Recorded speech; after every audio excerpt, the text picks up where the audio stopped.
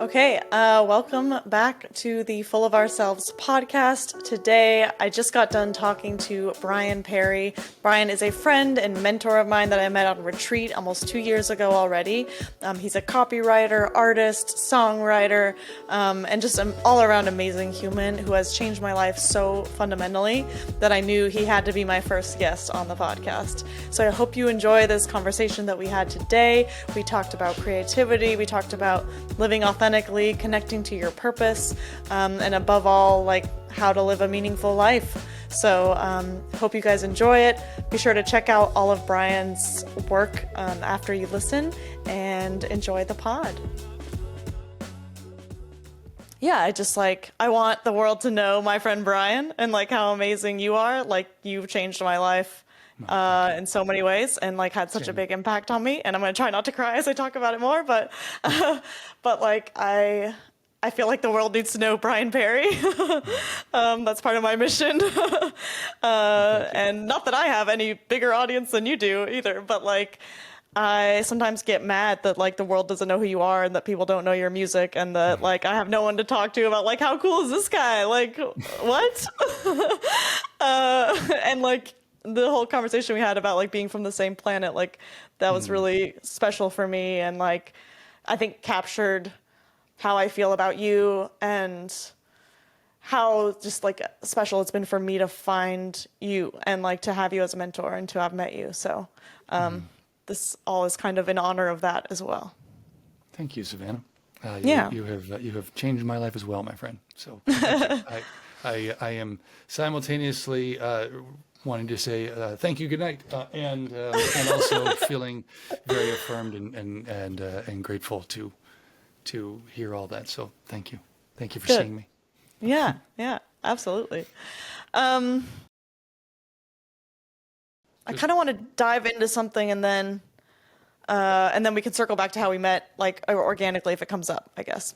Cool. Tell me about your creative life right now. Tell me about or it doesn't have to be your creative life, but like, where are you at with your music? Where are you at with your business, your career, your website, all the things? Yeah. Like what's new and going on for you right now? What's exciting for me right now is I feel like my journey is a journey to live into what feels like purpose, what feels like pull and calling. I don't mean that with any sense of grandiosity. It might suck, but it's what I have to do. I mean, that's always sort of felt that way, and do what I can to serve in that way. Again, not from a place of grandiosity that I have some grand vision to offer, but that, hey, for some reason I'm here for however many beats of my heart that I get. So what can I do to improve upon this miraculous place, and be part of healing what's clearly a wounded world, you know? And for me, that's always, the pull has been for really since I started, well, since in my, when I was much younger and first kind of picked up a guitar and started to really recognize where my joy lived and where I felt like I fit, where I didn't feel other. The journey's been, how do I live a more creative life? How do I make my life 24/7 about cultivating a creative life? And so these days, the joyful thing is that, to a large extent, that is what's happening. I'm prioritizing those things, and in the work that I do, I get to wear all of my hats, figuratively and literally, and serve through all my hats. And right now, what I'm working to do is to kind of more further integrate them, further entwine them. And the challenge for me is always people that I serve aren't confused by all the different things I do. But how do I tell people that aren't the people that I'm already serving about what I do? Well, because like me, you're a very multi-talented many hats person, right? I think we both share this. I don't know if it's multi-talented as much as it's multi-interest. These are the Yeah. things that I love to do joyfully. I don't know if it's a function of age or that the number of times that I have not sort of succeeded. But I've reached a place where I'm like, I am cool with not being for you. Like, so I want to create what feels true for me. Yeah. And I've learned for me that the greater specificity I can, the more specific I can be about the thing that I'm trying to share, the more honest I can be, the more specific I can be, the more universal it becomes. As a matter of fact, this is the dumbest thing, but I was listening to, on the way home from date night last night, I was listening to NPR, and they were some movie reviewers were reviewing Judy Blume's movie, Are You There, God? It's Me, Margaret, which is based on a Judy Blume book from 50 years ago. And but it's never been done like this as a movie. And one of the things they talked about that made it really, really work, because there was like 4 reviewers on there, and all of them were like, I didn't mean to be fawning over this, but I love this movie. And they said part of what made it work for them was that they didn't try to broaden the scope of it. They didn't try to make it universal. Appealable to everyone. Right. Yeah. This is about this one girl in this one moment in time dealing with this one thing. And the thing is, by getting really, really honest and true and about that, it felt really resonant for all the people on the call who had very different life experiences. Yeah. So that's what I'm learning in my path right now is that does echo back to when we were first met in person anyway, which was on the retreat that we were fortunate to be on and be part of leading. It was the integration of these things and seeing the through line in what I do, Yeah. My little pitch of late has been that I serve people that are drawn to a calling. That's perfect. That's what I do. And the way that I serve them, and people from like therapists to thought leaders or writers to speakers or marketers to mindfulness teachers and others, is they're people that are creative, that are purpose driven, that have a big mission, and in a service, and a big idea, but they're stuck. Yeah. And they get blocked in how to communicate that and claim that and live that. And I know that because I live that. And I get to serve them, and as you know, what I've learned is that the various things that I do really come back to serving that story, because we're all living the story we write, right? Yeah. And writing a story we live. So fundamentally what I do is help people live more of that story. And sometimes that's as a copywriter, helping people literally write the words they need to present their story in a way that feels authentic and like them, and so they feel seen in the world. Sometimes it's in that clarity coach role, which is really helping people find a process or helping people find a what I love about the clarity coaching is it tends to fundamentally be about, you don't see that you already have the answers. So let's not only get you those answers, let's get you to experiencing when you know it. Like when I'm on a clarity coaching call and somebody will be like, I don't know, blah, blah, blah, blah, blah, blah, and well, it's like, I'll put it this way. It's like somebody says, where do you want to go to dinner tonight? Right. You're like, I don't know. Yeah. I don't know. I don't know what I want to eat. I don't know. I mean, I don't know. I haven't had sushi in forever. I don't know. I hear this great sushi place across town. I don't know. I don't know. Yeah. It turns out you want sushi. Right. Yeah. You want sushi, but you don't hear yourself saying it.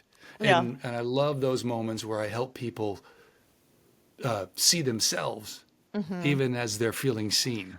And then it kind of just, last but not least, since I've sort of turned into my expanded elevator pitch here, that I think that it's also really fun that I get, and then I think that I realize, this is the aha for me, has been, okay, it's all connected.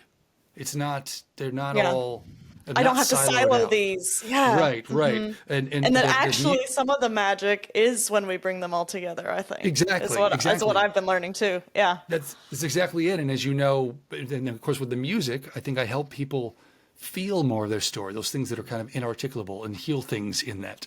You know? And then of course with my speaking, it's it's just notes from my journey, but because of the way my brain works seems to land in a way that has humor and that Yeah. pulls things together that you didn't see Yeah, you're and the brings Zach in that Braff music. of speaking gigs. It's great. Well, thank you. So it's yeah. So anyway, that was a long, convoluted answer. That's kind of what's happening in my world, is figuring out how to do that, how to let myself do that and thrive. I've been really Yeah. good at letting myself do that and sort of hold myself in victimhood and be the guy living the van by the river. I want to be doing this in a way that allows me to Yeah. thrive. I love that you have brought all of these things up. There's so much there that I want to unpack, but I think this podcast and my TikTok and my making videos, my making content is sort of the same thing for me. Like I finally realized, one, that I don't have to be for everyone, and that I can make what I love and be very, very specific about what I love, and that my people from my planet, our Right. planet, are going to Exactly. see it and they're going to know it, they're going to recognize it, and they're going to be drawn to it. It's going to mean something to them, because Exactly. I have that experience with other creators when they do that for me. Like Katie Pruitt is one of my favorite musicians, and she was a big breakthrough for me when I saw her live, and I was just like crying, like Right. watching her on stage, because it's so amazing when you see someone like who is living their authentic truth, especially an artist, when you're a fellow artist, right? So she's been able to channel her truth into these beautiful songs. She's up there doing it. She's here in Austin for South by or whatever it was. And like something about that was so moving and reminded me that like her doing her best to like be authentic and live her truth and be truthful in her songs has healed me like time and time again, and she's been there for me in a way. Her music has been there for me, Right. in a way. And like that I can do the same with my content or a movie or a piece of writing, and Right. realizing that like I'm an artist as a whole. Like I don't have to decide. I think for so long, because society tries to tell us we have to be one thing, or especially in marketing, right? Or in business entrepreneurship, niche down, be one thing, Right. you know. And I think I've gotten to the place of like truly accepting how my brain works, and that is to be interested. Like I'm extremely ADHD. It's a Yeah. real thing. Same. And Yes, it is. and I have, so many different interests. And if I don't like allow myself to have all those interests, it just kills the one. If I try to focus on one, it kills it. It just like it takes the joy out of it. It slowly dies. I stifle it, and it can't breathe. And so like I have to let all of these other things live. They have to all live at the same time. Is that making sense? Yeah. It makes perfect sense, and there's a journey, there's a process too of trusting the pull for which one's calling you in that in Yeah. any given Yeah. moment, and it's the same honestly as when you have a new idea that you want to write about, or a new song that's coming through, or a new Yeah. visual idea, or that seeing that through, you're going to get over to this other hat Yep. when it Later. calls, and the Yeah. more you do that, the greater capacity you have for hearing when it's Yeah. time to go. Yeah. And you actually, yeah, it's like I'm able to engage with them more fully. And this goes to, I've been also writing every day, like a part of my screenplay. And one of the things that I'm Right. learning is to stop at 20 minutes every day, because if you keep going, you're feeding into the idea of, I'll never be this inspired again. I have to keep going because like I'm never going to feel like writing again, But Right. if you stop it every day at 20 minutes and you say, nope, it doesn't matter like tomorrow if I'm inspired or not, like I'll be here, and trusting that the inspiration will come back, I guess, like trusting that another day you're going to feel like writing that same project, or another day you're going to, or maybe you won't, and like being able to let some things go as well. But Well, yeah, because yeah, yeah, yeah, because what you're doing is showing up to the page, exactly. and making yourself available. And I think that there's value. I like, for me with ADHD as well, that a timer's been a game changer for me. Oh my God. Yeah. Working against a timer just it's So motivating. so motivating, and I think that it also it has created over time. When I show up to that page, it's like my brain goes, oh, this is the time we do this. Here we go. Yeah. Yeah. And it's sort of more immediately accessible to let it start flowing, which is really Yeah, and it's sort of like I can give myself over to this for 20 minutes. Like it yeah, feels very achievable. You're like, no, I can not be distracted for 20 minutes, you know? Like you yeah, can do anything for 20 minutes or 10 minutes or 5 minutes. And that exactly. has been, yeah, such a game changer And for me. and then what happens over time? You and I've talked about this a lot. That what happens over time, particularly timers come up a lot when I talk to people who are like, I really wish I really want to write I that can't thing, or I start. want to create that thing. You can't start, I want to get a new job. I want to get, well, what have you done this week? I just need to devote some time to it, right? But if you even put in 5 minutes a day Yeah. over the course of the next week, that would be at the end of the week 35 minutes you hadn't put in. Yeah. And this By the is end of the the month, it's most going to be 2 hours. Yeah, this is the most like annoying advice I've been told for so long too. Like I've heard Yes. this for so long and then like I finally I guess tried it, implemented it. It finally started to make sense for me or something. Yeah. And I'm like, wow, like it really does. I do it for everything. Like if it's like the dishes, like there's all kinds of things I avoid because I feel like I need an hour to do it when I don't. Yeah. I could do it in 10 minutes. Let me ask you a question. We talked about seeing Katie Pruitt Yeah. and the emotional experience you had when you saw her the first time. When you got out the next day, what was different for you? Dude, the next day I was so depressed. Oh my God, I was so depressed. Is that So right? I had this huge down, like this huge spiral down after I saw her. And what it was I'm seeing something in her that is expressing that I also have in me that I'm not expressing. It was like this realization of like, I talked to my ex the same day and he said, it's a special kind of jealousy when you see someone doing what you wish you could be doing. And not that I necessarily want to be singing on stage, right? But performing for sure, being seen, being vulnerable, making my art, like all of those things, you know? Yeah. And so it actually was this like huge depression that I kind of went through, but it was like a breakdown to break through, right? It was like I wrote down like, here are the things I think that I saw in her that I'm not expressing, that I think are core values for me, which is Right. creative expression or adventure. And like, I don't know, just like, it was kind of like this weird, it ended up being such a good thing, but yeah, I like actually had like it was like raining and I was just like crying all day. And I think, I'd been Yeah. through a breakup and a lot of her music is about that, like breakup and coming out and all of these things. And so I haven't listened to her since, to be honest. Like I love her to death, but like I have like this weird, like, it was so heavy. It was so heavy. Like I Yeah. haven't been able to Yeah. revisit her music and I know I will eventually, but, it was intense. Yeah. I get that. And I think it's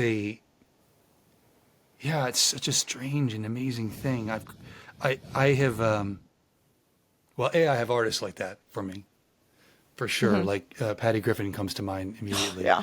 And she's just writes these Why are you stunning from my songs. fucking planet? Patty Griffin Right, has been right. my childhood musician. Like my dad showed her to me when I was like 8, and I've listened to Patty Griffin my whole life. Anyways, go ahead. It's amazing. I mean, she's just amazing. I can't listen to it all the time. So Katie Pruitt, I think, is like a young Patty Griffin, by the way. She's like a young Patty Griffin. So I'll send her to you. But anyways, Nice, yeah. nice. You can't So, listen to it all the time. You can't listen. I think I'm that, honestly, for people. Yeah. I'm not making myself Yeah. Patty Griffin in this. No. I'm just saying that You absolutely are. I write things that are not light. I put on After All when I want to cry. Like, Right. Exactly. So it's and I'm aware of that, right? I'm like, Yeah. it's when I recorded that record, and the most recent one, I had been listening to a lot of Leonard Cohen too, and Leonard Cohen's that way. It's like you're going to really go deep into the Yeah. darkness to find the light that's there. But I also find, I find it, I have a hard time listening to music like the kind of music that I want to be making. yes. So I want to talk about yeah. this for sure. Go ahead if you want to finish your thought. Yeah, what I want to say is it ends up, it hurts. Yeah. Like it hurts. and part of it's is I've had some health challenges over the last several years that have made it so that performing in the way that I was accustomed to isn't currently possible. And I would I'm working on that. And were I in a country with a different kind of healthcare system, I might have already moved through it. But I'm here, and I'm. But the result is I know what's possible Yeah. for me, and not talking about success, not talking about fame, not talking about fortune, any of those things. Just talking Right. about the act of being able to be doing What it. you're capable of. Yeah. What you're Yeah, capable of doing. and Yeah. and I know what that experience is that as you and I have talked about before, that for me, I felt so other and so alien for so much of my life. I was the guy who felt too much, who was too sweet, too sensitive, too. And until I took to a stage. And then those were exactly the things you showed up there for. Like you Yeah. came there to feel. You You go know, you there go to to a Patty, see. Yeah. right? You go to To a Patty feel. Griffin show and you expect to have your heart broken open. Yeah. I took my girlfriend to see Patty Griffin at a pretty small venue here in Atlanta several years ago, and it was at that point I had taken her to three or four different shows that were just like, we're going to this. Yeah. Yeah. Yeah. This is It's this like non-negotiable. this is If you get me at all, you're coming to yeah, this. you need to experience this, and Yeah. it's one of those like we're not breaking up if you don't get this, but you need to get this. Yeah. You know Yeah. what I mean? And afterwards, we were sitting in the car, and she went. I said, "What'd you think?" She's like, "I think you don't take me to concerts. I mean, you take me to these experiences, like these life-changing Yeah. experiences, And I was like, "Yeah, that's how we do." That's Yeah. that's I don't want to the go. idea. Yeah. Watch anything else. Yeah. Yeah, but yeah, so it becomes, I found that in the time that I've not been performing, that I've not been out in the world in that way, it's become sort of, it became sort of Excruciatingly painful. excruciating. Yeah.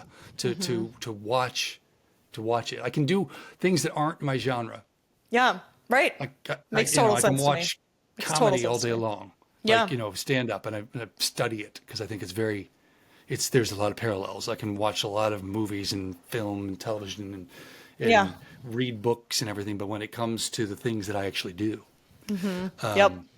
it's, And this is why, like, I feel like this is at the heart of why I've avoided watching movies for a long time. Like, I know I love movies, but I'll put on a show because a show, even though there's some really good shows out there that, like, one day I'd like to produce something like that, it's still escapist for me versus like watching Garden State like I did a few weeks ago or Yes. whatever. Like, Yeah. so after, yeah, like I've been on this role now of like, I've been ripping the Band-Aid off of watching the things or like Yeah, watching the that's movie good. or letting myself like, because I think it's also fueling and motivating for me right now, 100%. at least, right? Like, I think there was a time maybe it wasn't, like it was just too painful. But I Yeah. turned this corner and it's been crazy. Like it feels like I'm going through a fucking portal of like I've turned this corner and it's more painful to be in that excruciating pain watching than it is to just fucking get started and try something. Like do something. Yeah. Like show up. I don't know. Like just like even like you said, like show up in the chair, show up in the seat, like and see what's possible. I don't know. Yeah, it's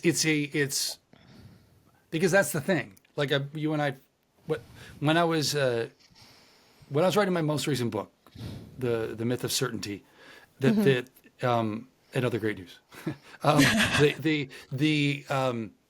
When I was writing it, and then when I did have the opportunity to speak about it pre-pandemic, and then into the pandemic, which side note, we should circle back to that because that in Yeah. and of itself is interesting.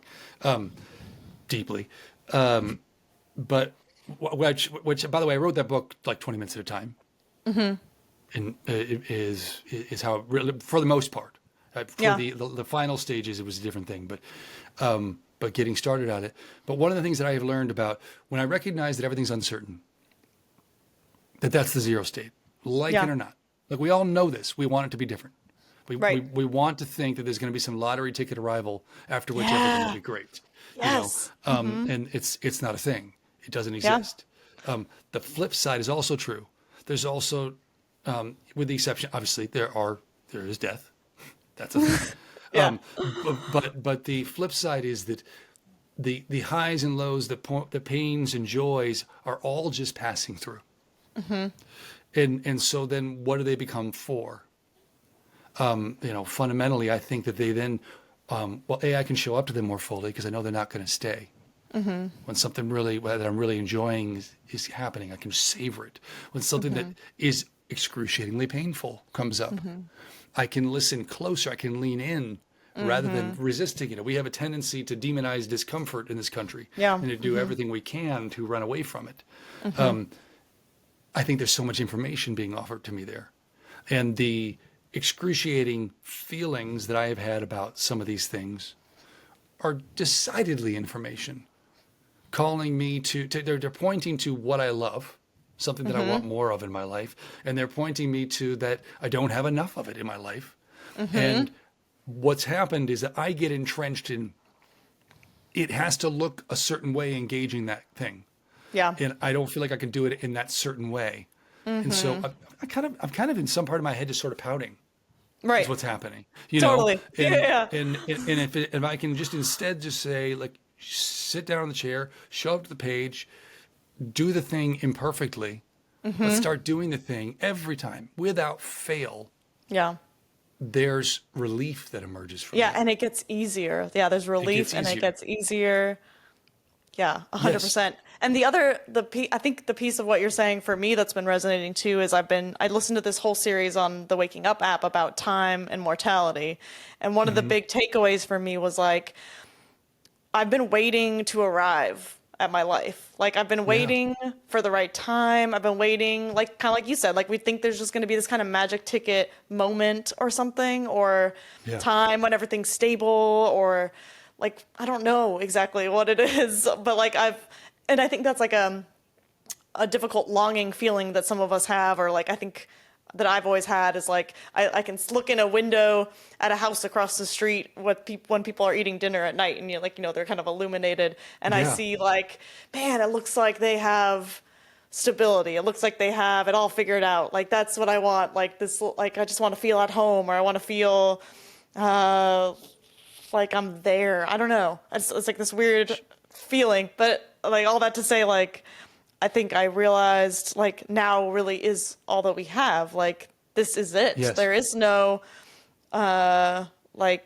is no other time to be like, and so one of the ways that I practice that also is by not imagining the future. So like I can get very caught up in how I want something to look, or I want it to be perfect, or I want to wait until this thing. But if you can let go of the future and let it surprise you, that can be a way to get started too. Like it's kind of like I don't really care if the screenplay is good or not, or what happens to it, or if I make it, or anything. Like that doesn't matter. What matters is like right now I'm showing up to it.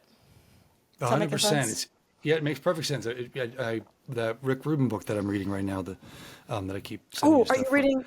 What was it called? The Rick Rubin book? It's called the The one with the circle. Act.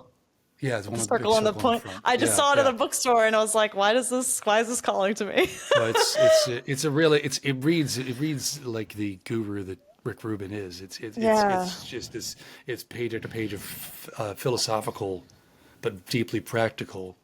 I was flipping through it, and I was like, "This looks like everything that I love to talk about."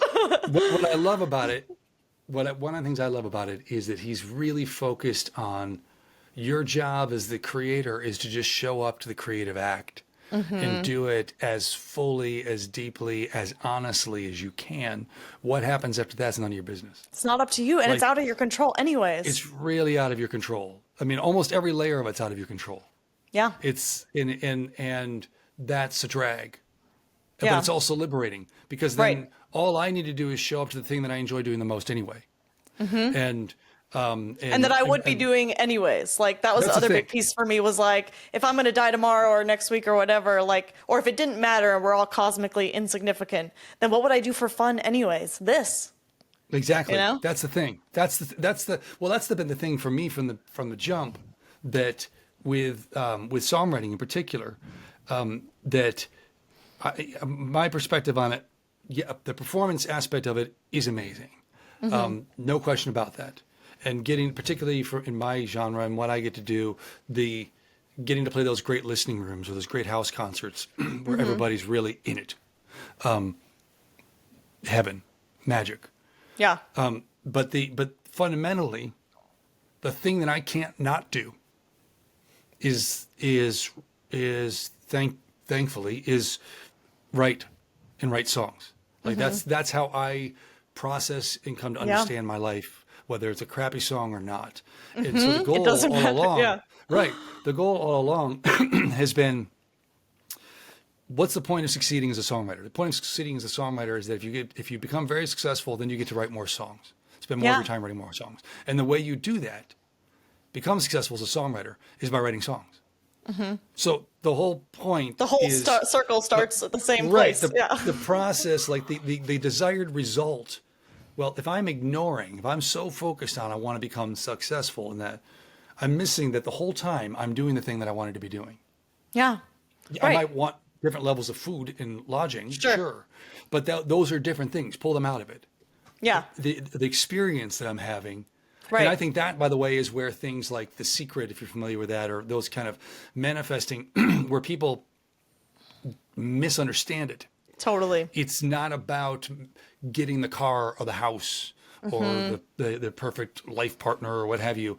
It's about how you imagine your experience of yourself will feel different when you Yeah. have it. And the more I can mine that for information, okay, I really, really, really want Yeah. to succeed at this. I really, really want to get that car. Well, okay, cool. What does that mean to you? When you think of the car, what does it mean to you?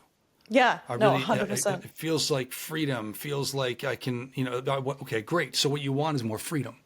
Why do you want to be a successful songwriter? So that I can spend more and more of my time writing songs. Great. So how can you work on your life right now Right. to create more time for writing more songs, which is the experience you're after? Absolutely. That's the goal. But can I ask you a question real quick though? Yeah, Or yeah. draw your attention to something real quick. Yeah. Something you said a minute ago about looking in at people's houses around dusk. Dusk, right? It's dusk. Yeah, yeah. When their lights come on, and it's just kind of getting shadowy outside, and you can kind of see that warm glow in their house. I love that. I used to in New Orleans when I was living there. I used to love when I'd be walking in Audubon Park, which is this great park in uptown New Orleans. And I'd be walking around the track there, and all along the edges of the park are these beautiful homes, and a few small ones, mostly big ones. But you'd be walking around the edge of the park, and you'd have that experience, just home after home after home after home. And I was I'm not a filmmaker, but I will just say Yeah. to you, Savannah, it seems to me that that's a compelling shot. Yeah. Particularly with the right exposition about what's happening for that character. Well, yeah, and it speaks to, for me, I think, like a deep feeling of loneliness that maybe I just have or some people have. There's an outsiderness, right? Yeah. Of like looking in, and I think we all have that experience of looking at, feeling like we're on the outside looking in, right? Yeah. And I love that it's like it's one of those things where it's perfectly like beautiful and tragic all at the same time. Yeah. And untouchable. It's like, and it's a story, right? We're imagining, like, they're not experiencing that way. We're experiencing it from this, point of view, I guess. Yes. Yes. But yeah, I've always felt that, I guess, whenever I've come across a window. I try not to be Same. like creepy about it, but like there's certainly something so, I'm not nostalgic. I don't know what the word is exactly. I think I would love that part in the movie. I would get that. I would Yeah. understand that. I think part of what it feels like for me too. I've struggled with this pre-pandemic. I struggle with it. I don't like to use the word struggle because I don't want to feed that story. Sure.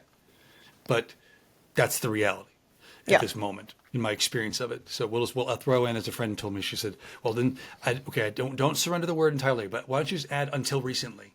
and I think that's, at least you're opening the door. Yeah, or call it like a tug of war, which could be playful. It's a tug of Yeah, war. there you go. That's good too. And I'll use my own thing that I said earlier. I keep being offered information. Yes. Through I wanna go my back to that. experience. And I'm deeply introverted, and some of that is just that I'm deeply introverted. Some of that is I'm wounded, and really reticent to form relationships with expectations, or I'm expected to be at all these different social things, and if I'm not quite showing up in the right way, I'm rejected in some fundamental way. I think sometimes for me, when I'm walking and I can see from the periphery somebody else having an experience that I idealize, Yeah, yeah, yeah. I feel warmed by it without feeling obligated. Totally. It's nourishing in a way, even as it's simultaneously kind of lonely. Right. But Absolutely.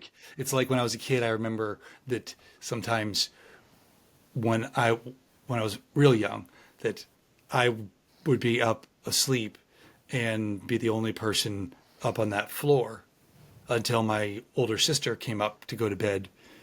And when she came upstairs, I felt more at ease. It is sort of that experience of just, I don't want to be in that scene, Right. but I want to be near it.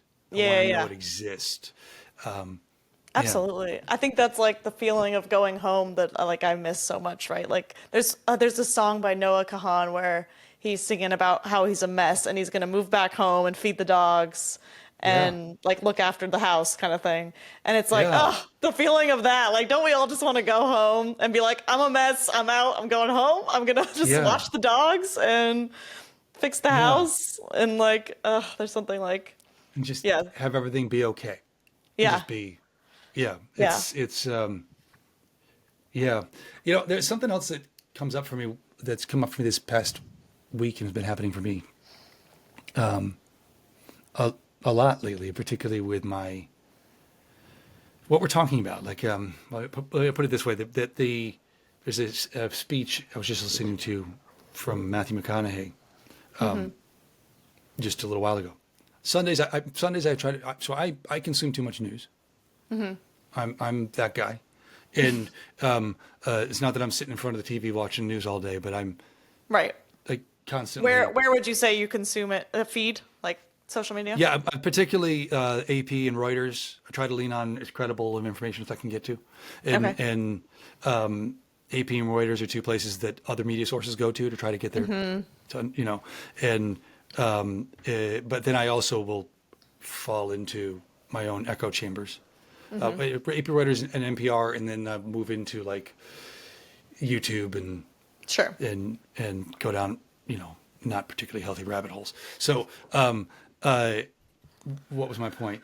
Because I did have one. Oh, on Sundays I try to make it. I'm getting better and better at giving myself technology breaks. Yeah. And on Sundays, when I feel called to pick up my phone and put something on as just by en route kind of Right. habit, I, Habit. I I try to make it a point to. I'm not allowed to watch any of those kind of things. It has to be like a motivational something Like that's some kind going of to food, nourish or food for the motivate, soul. yeah, Yeah, or a yeah, meditation or something of that nature. And one of the ones I come back to a lot is this speech from McConaughey where he's talking about that we get stuck in choosing things. We get stuck in yeah. Yes. deciding to make that leap. And he's like, I think that we're misunderstanding it. He said, "Go ahead and leap. If once you choose, it will reveal itself. Yep.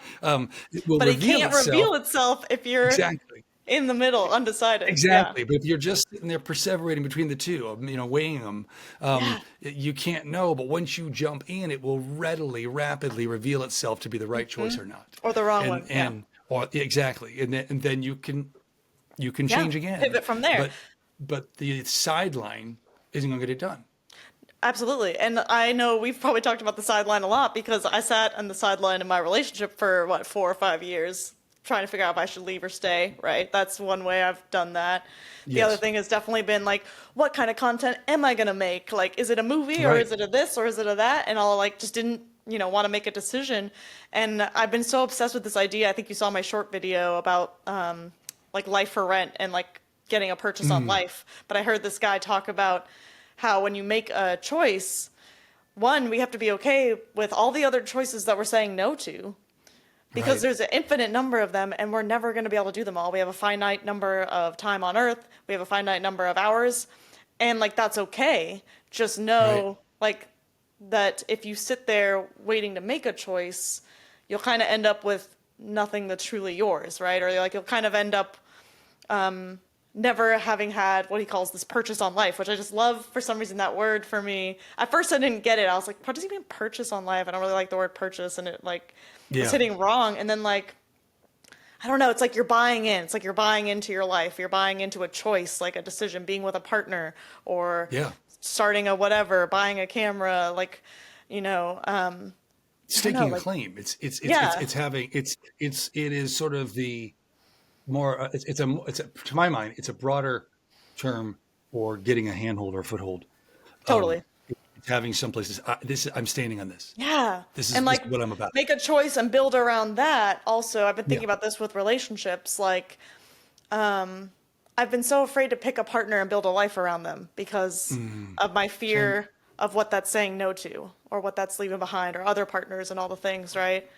But there's something so amazing. I think this is what still attracts me to monogamy, and I've, why I haven't just gone straight open or poly, Right. like at this point, is like there's something so beautiful about, yeah, like saying yes to a person and then building a life around them, sort of. Like, not to say you're not building it around yourself, also, right? But like, I don't know. Is that making sense? Is that tracking? It does. It does. I think. Well, I think because I think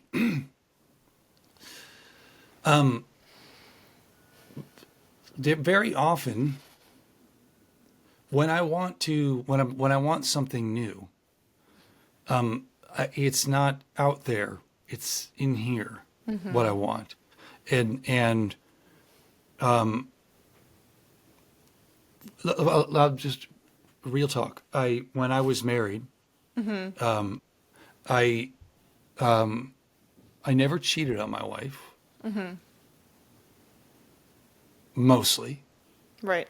I did have emotional affairs, and multiple times, Yeah. and that was wrong. And Right. it was wrong for her. It was wrong for me. It was wrong for the other person. It was, and because, and it was a missed opportunity. Yeah. Like, To like double down. yeah, Yeah. the opportunity wasn't to go to the next shiny object. The opportunity was turn to my partner and say, I feel like I'm missing something Yeah. I'm shiny. not getting something. Yeah. Yeah. Right. Yeah. I feel like And I'm then missing something that's an shiny. How opportunity about that? for me to be all that much more honest, all that much more authentic Yeah. to my partner now, Caroline and I, we talked from the beginning. When we met, neither of us were looking. And in fact, I had gotten to a place where I had been dating after the divorce for a while, and I wasn't good at it. I, did- I just wasn't good at it. I wasn't good at. Things had changed a whole lot in the time since when I'd been married, and there was a lot, particularly around things like physical intimacy. There was a much more casual Right. way of engaging with that. That's not my jam. Sorry, I think is that real loud? I think Is it a somebody's doing something in the motorcycle? yard. Oh, I can't hear it. Um, Can you hear my stomach growling at all? Because I just want to make sure you can't hear that. no, I can't hear Okay, that. That's good. funny. But all that to say that I had just gotten to a point where I was like, I need to time out on this because I don't like the way this feels for me. I don't like the way it feels when I feel like somebody's getting hurt with different expectations and everything. And Yeah, so, yeah, and then Caroline and I met, and there was a moment that I remember very specifically where I was like, uh-oh, yeah. Yeah. uh-oh, I'm gonna fall in love with you. And and when we both kind of recognized that, what we said at the very beginning was two things I need you to know. One, I'm really comfortable with myself. I like the pleasure of my own company. I'm good on my own. And two, if we're going to do this, I want this to be a place of becoming. That's going to be what we're about. Yeah. This space that where our Venn diagrams or whatever overlap, that is us, is fundamentally what it's about. Its defining feature is this relationship is a place of becoming. And so I'm going to be a place for you to be safe and become Yeah. ever more of who you most want to be. And should there come a time when who that is that we're separate paths, then Right. perhaps that's what happens. But fundamentally, in the meantime, I'm not going to just drift away from you. I'm Right. going to, when I hit those moments where I'm not getting what I need, I'm not going to look elsewhere. I'm going to offer that and say, Yeah. hey, here's what's coming up for me. Is that something that we can grow in? What do you think this is about? How do I Yeah. grow and become more in this Yeah. so that we can become more? And that's my journey in monogamy, and in Yeah. trying to, because it's my journey as a person too. Yeah. It's my journey around substances. It's my journey around any of the things that I might use to sort of kill the pain. Right. Right. What's the pain teaching me though? And what are ways that I am playing small? Yeah.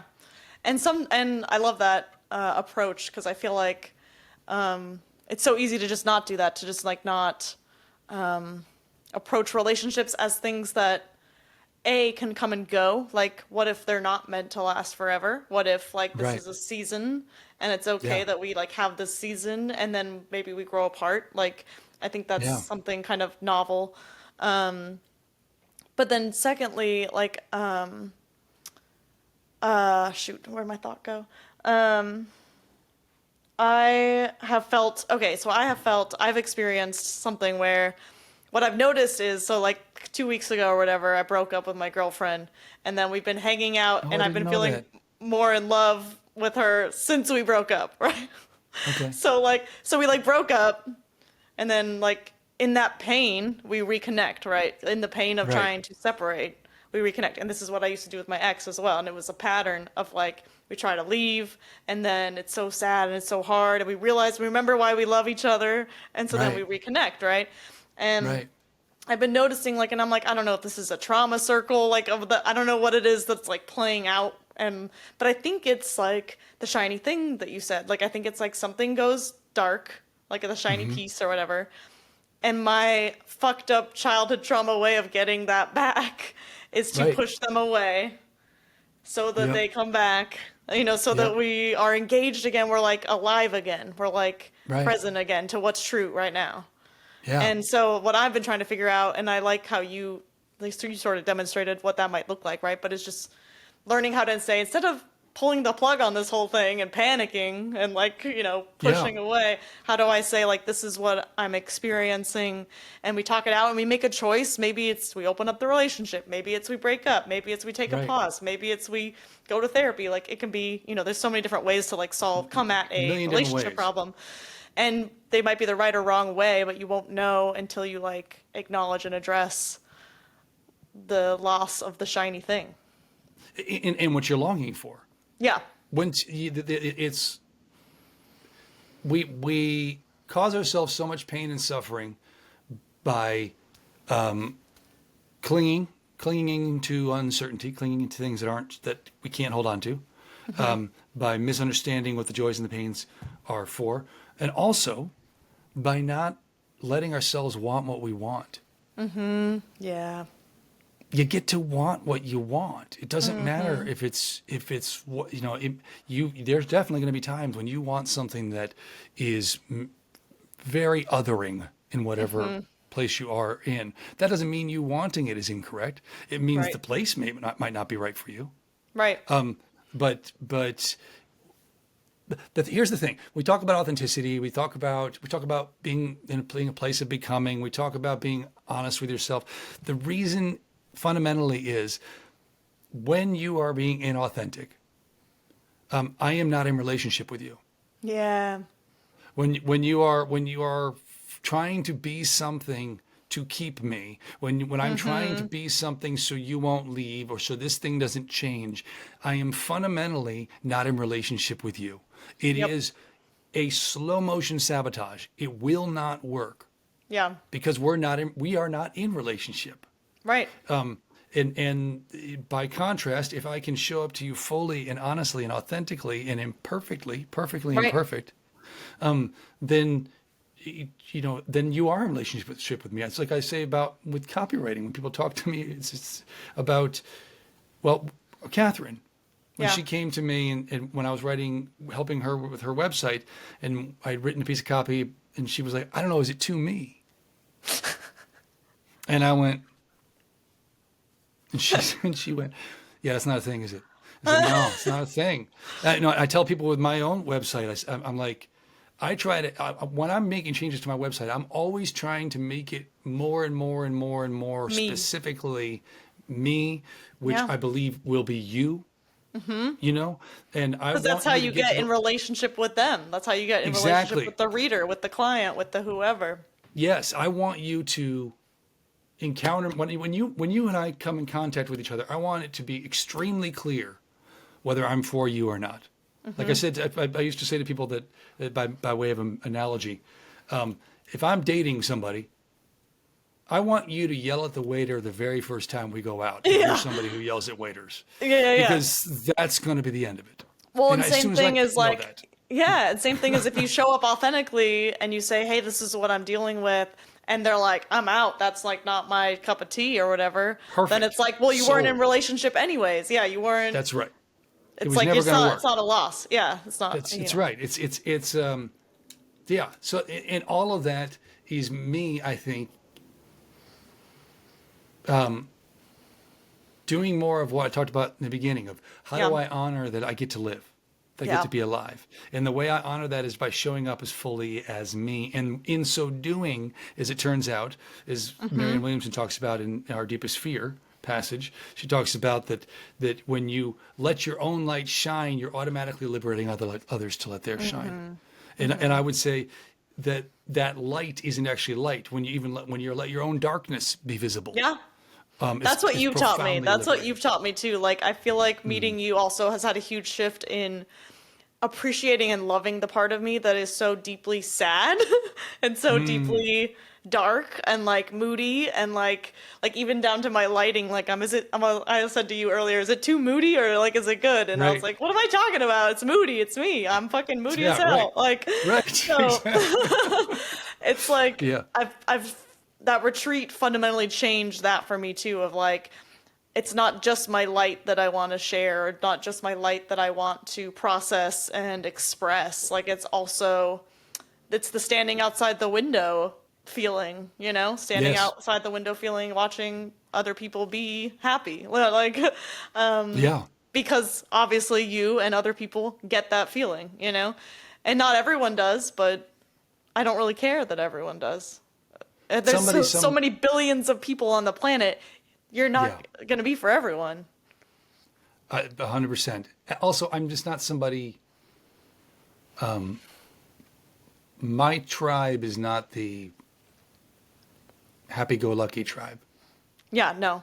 And this I is wish them why I well. actually want to talk about this too with manifestation. So this is why I've Okay. started moving away more and more from manifestation, positivity, like putting a positive kind of like spin on everything. Mm, And I've started like really embracing how things are mm. and learning how to like be okay with that discomfort if it's discomfort, or joy if it's joy. But like there's something about manifesting for me that became about escaping what's real, what's now. Does that Yes. resonate with you at all? Well, what's been different for you as you've done that? It's been like more peaceful. It's been more I think it was creating a lot of anxiety for me to try and reach the place that I visualize, or reach the thing, or Mm, again, it was more about getting to an arrival point and like getting out of the discomfort of now, the discomfort of this being imperfect, the discomfort of mm. like my gender identity being in between, or like the discomfort Right. of like my business being not thriving, or like it became a numbing technique for me, I think. Oh, okay. That's interesting. I think that's I get that. I think it can be it can also feel like indictment. Like it can feel like when you're constantly manifesting, Yeah, you're never there. you're constantly reminding yourself how you're falling short. Yeah, yes, that. But I think so the answer to your question of what I think about that is I think that there's a call for both. And I think that's we tend to either or things, and most Yeah. things are both and Thanks, story. yeah, and I think that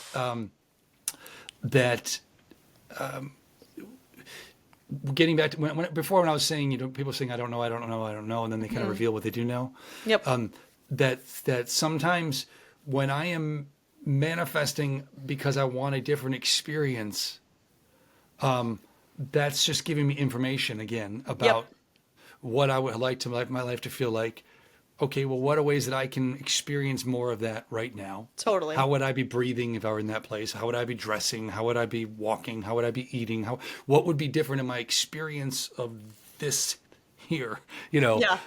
If that ideal thing were happening, and that has to come from meeting me where I am, without judgment. Yeah. I said to somebody, like, imagine if you woke up in the middle of the woods and you were lost as could possibly be. At that moment, and you're like, I know what I want to be is on the mountaintop. That's where I want to be. Well, what's the best approach? To close your eyes and run, or to climb a tree and see if you can get some sense of where you are and what's around you?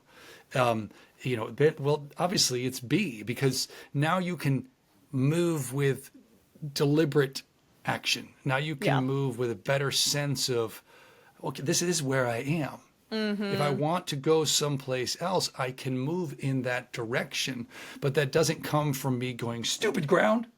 Right. That doesn't that it doesn't come from me only thinking of where I want to be. Yeah. I think It's obsessing is where I got to with it. Like, I think if it becomes too much of an obsession where you want to be, that's where it got unhealthy for me. But I think yeah, visioning and like having intention, like, so important. I was thinking recently about how like I want to set more intentions just regularly. Like, what is my intention while I eat my breakfast? What is my intention while I take the dog for a walk, Because I do think that those are the directions, like the GPS for our life. They end up being the GPS for our life, whether we're doing it intentionally or 100%. not. So it's like you Yes. might as well do it intentionally. And I think visioning and manifesting in that sense can be that, right? Like but I do it naturally. I daydream all the time. I daydream about what I want all the time. Like, I've started to stop myself more because I'm trying to be present also. But it's like I don't have to sit down and manifest and vision. I do it while I drive to work. I love that. I think that's so my actual visualization process is a daily practice. First thing in the morning, right after breakfast, before I start my work. Although first thing in the morning, I do morning pages before I eat breakfast, before I have coffee, and that's just 3 pages. Fill a notebook, 3 pages, Yeah. and just go, and no more than 20 minutes, but Yeah. just 3 pages. And but the visualization work is a process of just declaring, here's what I want. It's just setting that intention. I think that setting the intention, as I said, throughout the course of the day, as I'm going into a call or I'm going to be serving somebody, and getting centered and quiet, and setting my intention on the most basic thing. I want the highest good and greatest joy for all involved. You know, before I go on a stage, I often say, I prepare like crazy for what I'm going to perform. Yeah. But then right before I go on, I'm there's this line from a Counting Crows song that me, I say my prayers and I light myself on fire and I walk out on the wire once again. And for me, before I go set the intention that I set is help me serve this room, these people deeply. Help me serve them deeply for whatever they need. If that means me making an idiot of myself, perfect. If that means me having the time of my life, perfect. But anyway, setting those kind of intentions that are deeper intentions and aren't about obsessing over that car or that house or that job or that, but are setting that experiential intention, then it does call you to the present. Because that experience that I'm after is only happening in the present. There's something else I'd like to touch on, if you don't mind. Because it's been on my mind a lot lately. Day before yesterday, I'm in a really powerful group that I've found my way into thanks to the algorithms. It's a mindful marketing group, Mindful Marketing Monthly, that this woman Jess Lipman, who's a mindfulness practitioner and also coach and teacher, and that she started. Somebody I met through that group, whose work I really resonated with. I've signed up for one of her free sessions, and she's a hypnotherapist. And Alicia, I don't know what her last name is at this moment, which is a bummer. But anyway, she's a hypnotherapist out in Portland, and we did a virtual call the other day. And one of the things that she was explaining about why hypnotherapy, why it matters, like working on our thoughts and our thought patterns, it was really helpful for me. Because she was saying that basically that whatever state of being you are in, whatever your life is right now, if you're not dead, you're this is me putting this in my own terms, but your mind's thinking, cool, this works. We're surviving. Yeah. My job, the fear flight, that piece of our brain, that part of our brain that's fight or flight, that part of our brain is going, cool, so this works. It doesn't matter whether we know, safe. Right, but what works right now is I have this this unhealthy relationship, or I have this unhealthy relationship with chemicals, or whatever, all the things that we might think are broken. My job's awful, my partner's awful. That part of our brain is going, right, but you're alive. And that's the idea. And so no matter how good the change we want to make is, no matter how much better it's going to make our life, that part of our brain is going to resist it. That's why it's so uncomfortable to make the change. Because that part of our brain is going, why are we doing this? This over here, we're surviving. Yeah. And so why would I do this? Every step you're taking here, it's going to make really, really uncomfortable. Not just the basic uncomfortable, like, hey, I'm starting new exercise, so I'm going to be a little bit sore. It's the resistance to even starting that exercise is coming from that place that thinks that your terrible life right now is at least surviving. So I loved that notion. It's just a useful piece of information to go, okay, great. So the more I can anchor in how I feel like that will feel, how my experience of my life will feel, and just keep anchoring to that, I am never going to like these steps. Right. There's no version of this that I can get joyful about the steps in between. They're going to be uncomfortable. Right. But the more I anchor in that, at some point it flips. And that part of my brain goes, oh, okay, this is surviving too. Right. And that becomes the new zero state. The new comfortable, a new normal. Yeah. Yeah. Like I had a therapist years ago who said, like, if I have a square or cube sitting here, this is how it wants to stay, right? It's flat. There comes a point when I rotate it, that it goes thunk, and now this is its new zero state. That's where it's comfortable being. So I'm trying to move it to that point where it flips.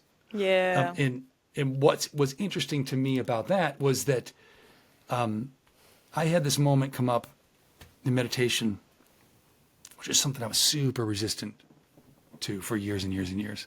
But I realized that I really liked being quiet, particularly when I was touring. Because when I was touring full time, it was before the age of the ubiquity of cell phones. And so what was great, I didn't know at the time, it's a total random side note here, but what I didn't know I was an introvert at the time. I didn't know how important my alone time was to me. But what was great was I traveled by myself most of the time.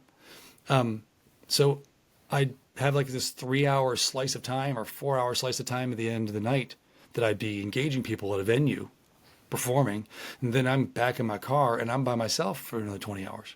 Yeah. And much of that time I would do like 17-hour drive and never turn the radio on. I just liked the quiet. But I was always like, I don't like meditation. I'm moving past that.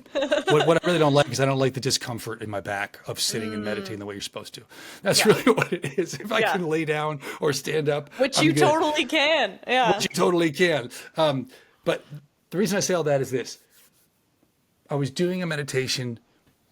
We were being asked to look at something that had caused us great discomfort in recent days. I had a panic attack, which I hadn't had. This was around the holidays. I hadn't had in years. And over the holidays, I had more than one. And it was awful.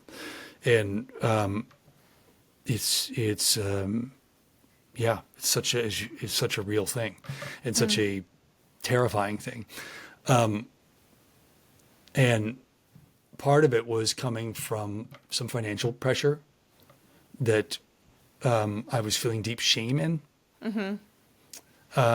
because adulting's not been my strong suit, and there's for me a profound pain in the impact that people will reflect to me that how I'm showing up, what I'm offering, the impact that it has in their experience of themselves and in their life. And the transformation that they feel, when I put that up against how small I end up playing when I get in my way around being able to adult. And I feel it lands less as sort of inspiration sometimes and more as, again, indictment and shame for me. That I'm like, God, I'm blowing it. I'm being given this opportunity to serve. And so I was laying there doing this meditation, and I decided to go to that feeling that I'd been having. And she had us going deeper and deeper into it. And she said, we're doing parts work. I want you to ask that part of you who's freaking out about that thing, how old you are. And first off, that part thought I was 19. I'm not 19. And I was like, oh, that makes sense though. At 19, you're not wrong. Yeah. I was Huckleberry dumb back then. I mean, there was no way I couldn't do that stuff. I didn't care about it. I was like giving the middle finger to it all the time, to actually feeding myself, and this is getting really long. I apologize. No, it's all but right. But then she had us ask it, what does it want us to know? And as we were talking about this, I could feel like a panic attack coming up again. And I'm a huge Ted Lasso fan. Like the way they do it on that show when he's about to have a panic attack and everything, I'm like, that's exactly how that feels to me. It's like all of a sudden, That's awesome. bing, and it's just, and I found myself with my eyes closed. I ended up yelling out, "What do you want from me?" And this flood of images came through. And the one that really landed for me, did you ever see the movie Castaway with Tom Hanks? Spoiler, if it's Tom Hanks gets cast away. And I found that to be such a powerful movie. It's one of the movies that I own that I've watched. Again, it's hard to watch, but I've watched many times. And there comes a point, initially when he's on the island, he's trying to get off. He's like, there's a whole other world. I'm getting off. I'm getting home. Let's go. Yeah. And I think I relate to that there have been times in my life I felt really deeply hopeful and let's do this. Let's build the dream life. Let's do the dream thing. Let's be the dream person that I wish to be. Right. But then there comes a point on the island when he shifts to just surviving. I've got to get through day in, day out. I've got to just survive, and gets good at it. Develops this friendship, and he has his cave with his few little things that he needs, and he's got water, and then we see that there are times that it gets hard again, and he tries to take his own life and make it all stop. But fundamentally, he's surviving. And then the plastic door washes up, or the piece of the porta potty or whatever it was, washes up on the shore. And then there's this tiny speck in the distance of a ship. And he starts thinking, what if, and he knows, and he's tried to get off before. There's the reef that's like 150 yards off the shore that every time he's tried to leave, he gets just like shredded by this reef, right? So he now has a way out. He knows he can make a raft. He can put this thing up. It will give him the sail. He can get off the island and create the possibility of something more. It's that thing that he can, he's over here, but he wants to get here. And he and Wilson are having arguments in the cave about it. And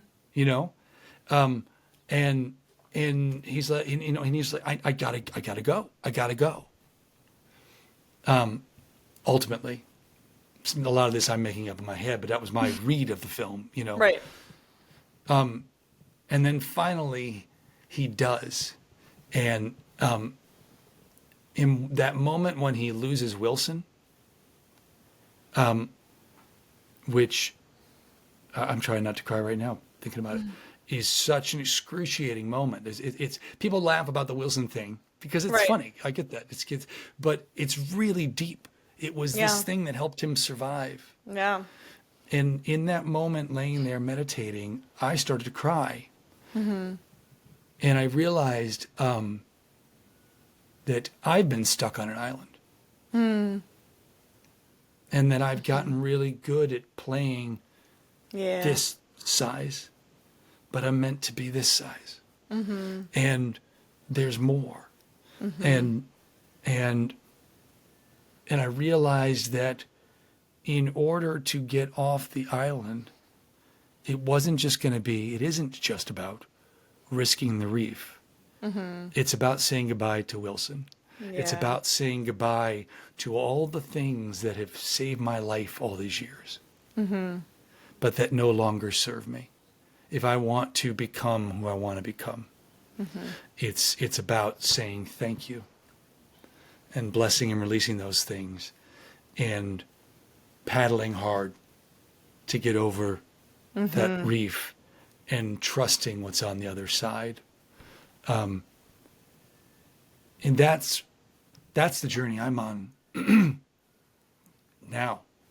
I mean, here today. That's the journey that I am on is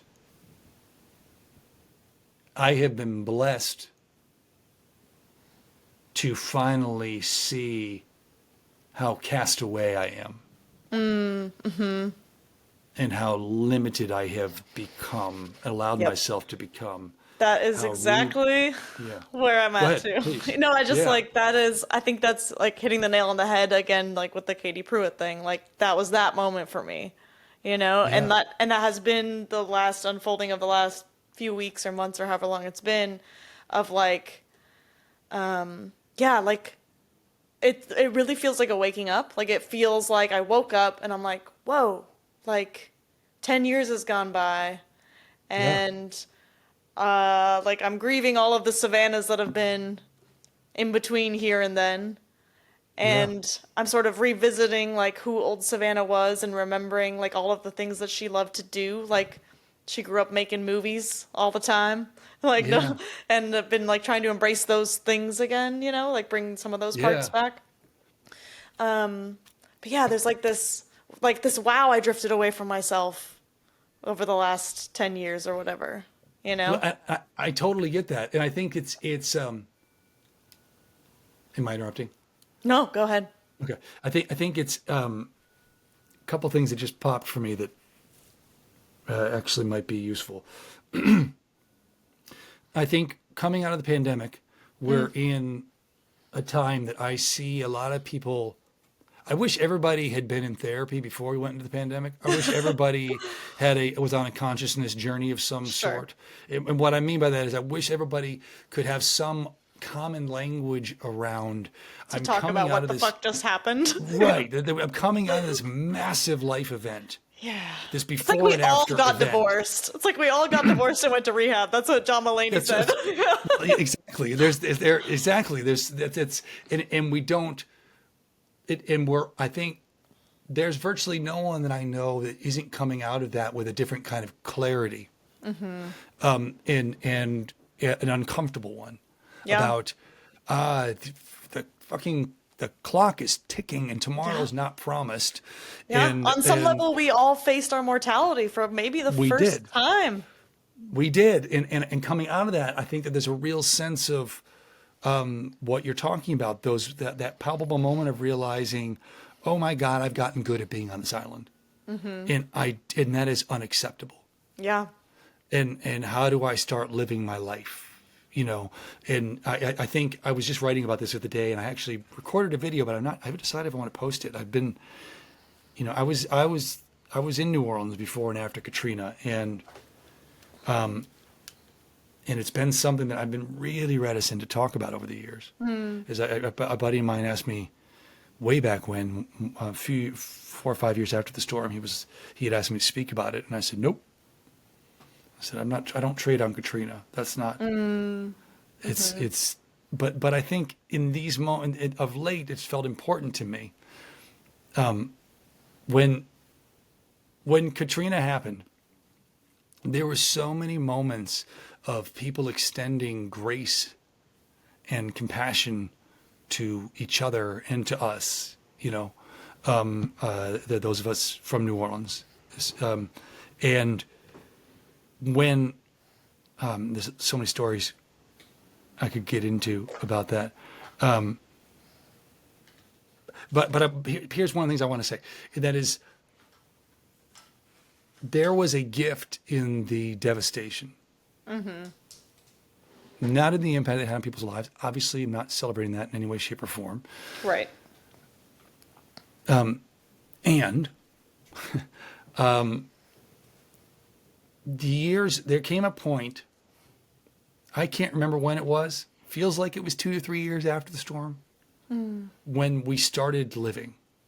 It had been for the first, like long after the rest of the country had moved on. Yeah. We were, as my ex put it, it was like our best friend was in the ICU. And you'd go to work when work resumed. You'd go to work, but you'd come home and everything when you weren't at work was about the recovery.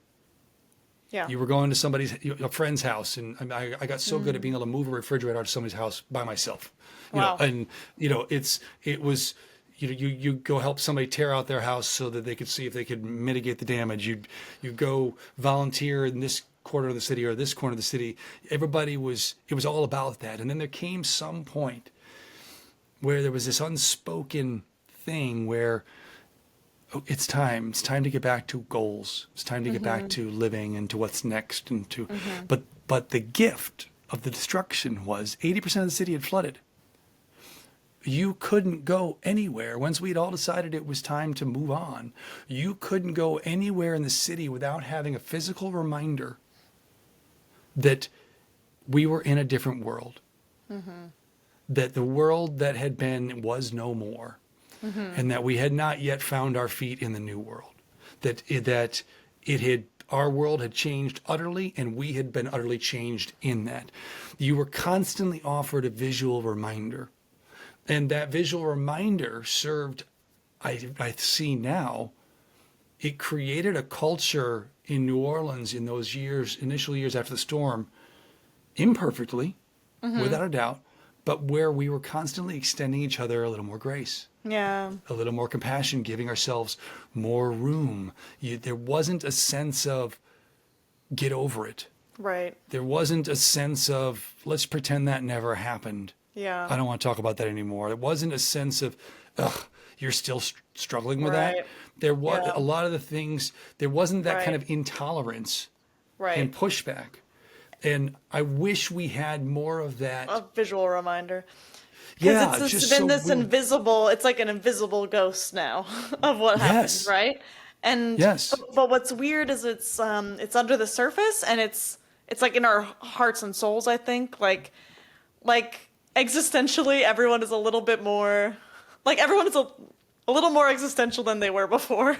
A little more like yes. like tweaked. I don't know. Like but like Yeah. I mean, but in other ways, you could look around and think that it's normal.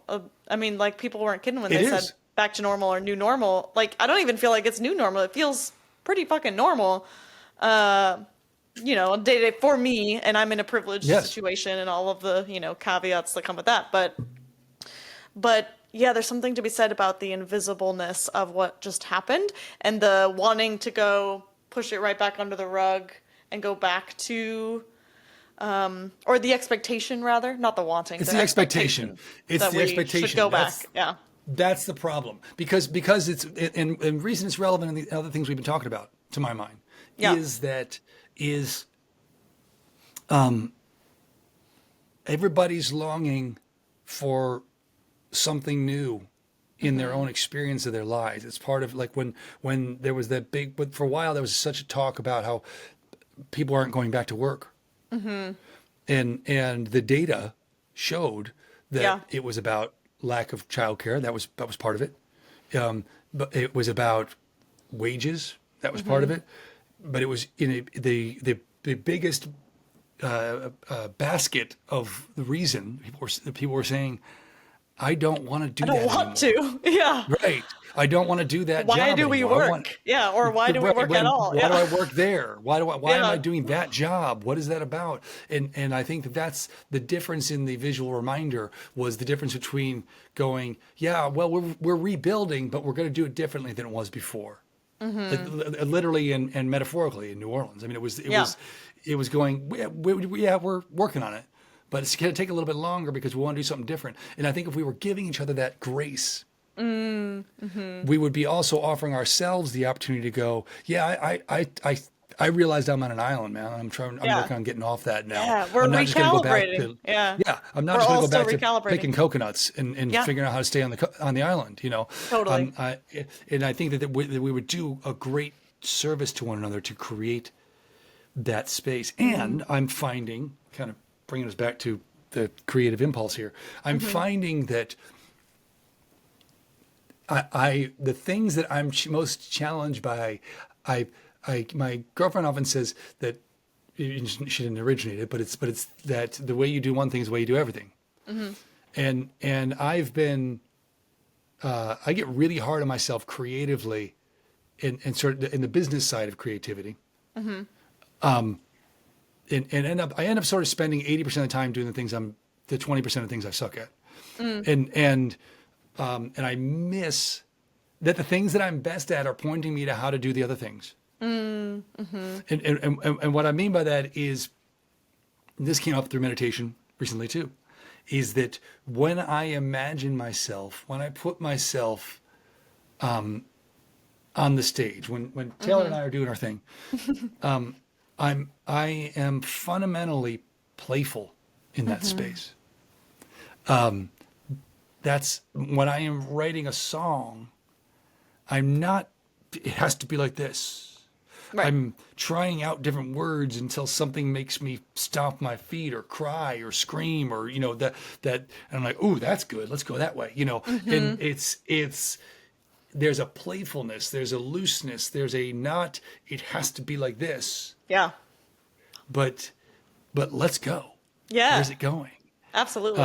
I've been You know, calling my studio my playground. I'm making my adult playground. Like, I'm making the space where everything's digitally connected. I'm a digital right? artist. Someone said to me the other day, they're like, well, you're a digital artist. That makes perfect sense. Like, everything you do You are a is digital artist. through the Yes. digital sphere, like, whether I like it or not. And I have avoided that just on some level. That's a whole other conversation. But so I'm creating a playground where where the digital can get out of my way also, like where Yeah, it's yeah. set up so that I don't have to fuck with it all the time and Yes. I can just play. And the other day I was writing a song and I was using my table as a drum and I was like, Perfect. and recording guitar and whatnot. And yeah, like the playground, I guess the element of play has And if you can become. bring that to the rest of your life, it's become, sorry, go ahead. Go Yeah. ahead. Well, it's become, yeah, like I mean no longer am I doing this for money, right? And that's a huge relief off of my chest, Creativity. like Yeah, right, sure. of my creativity.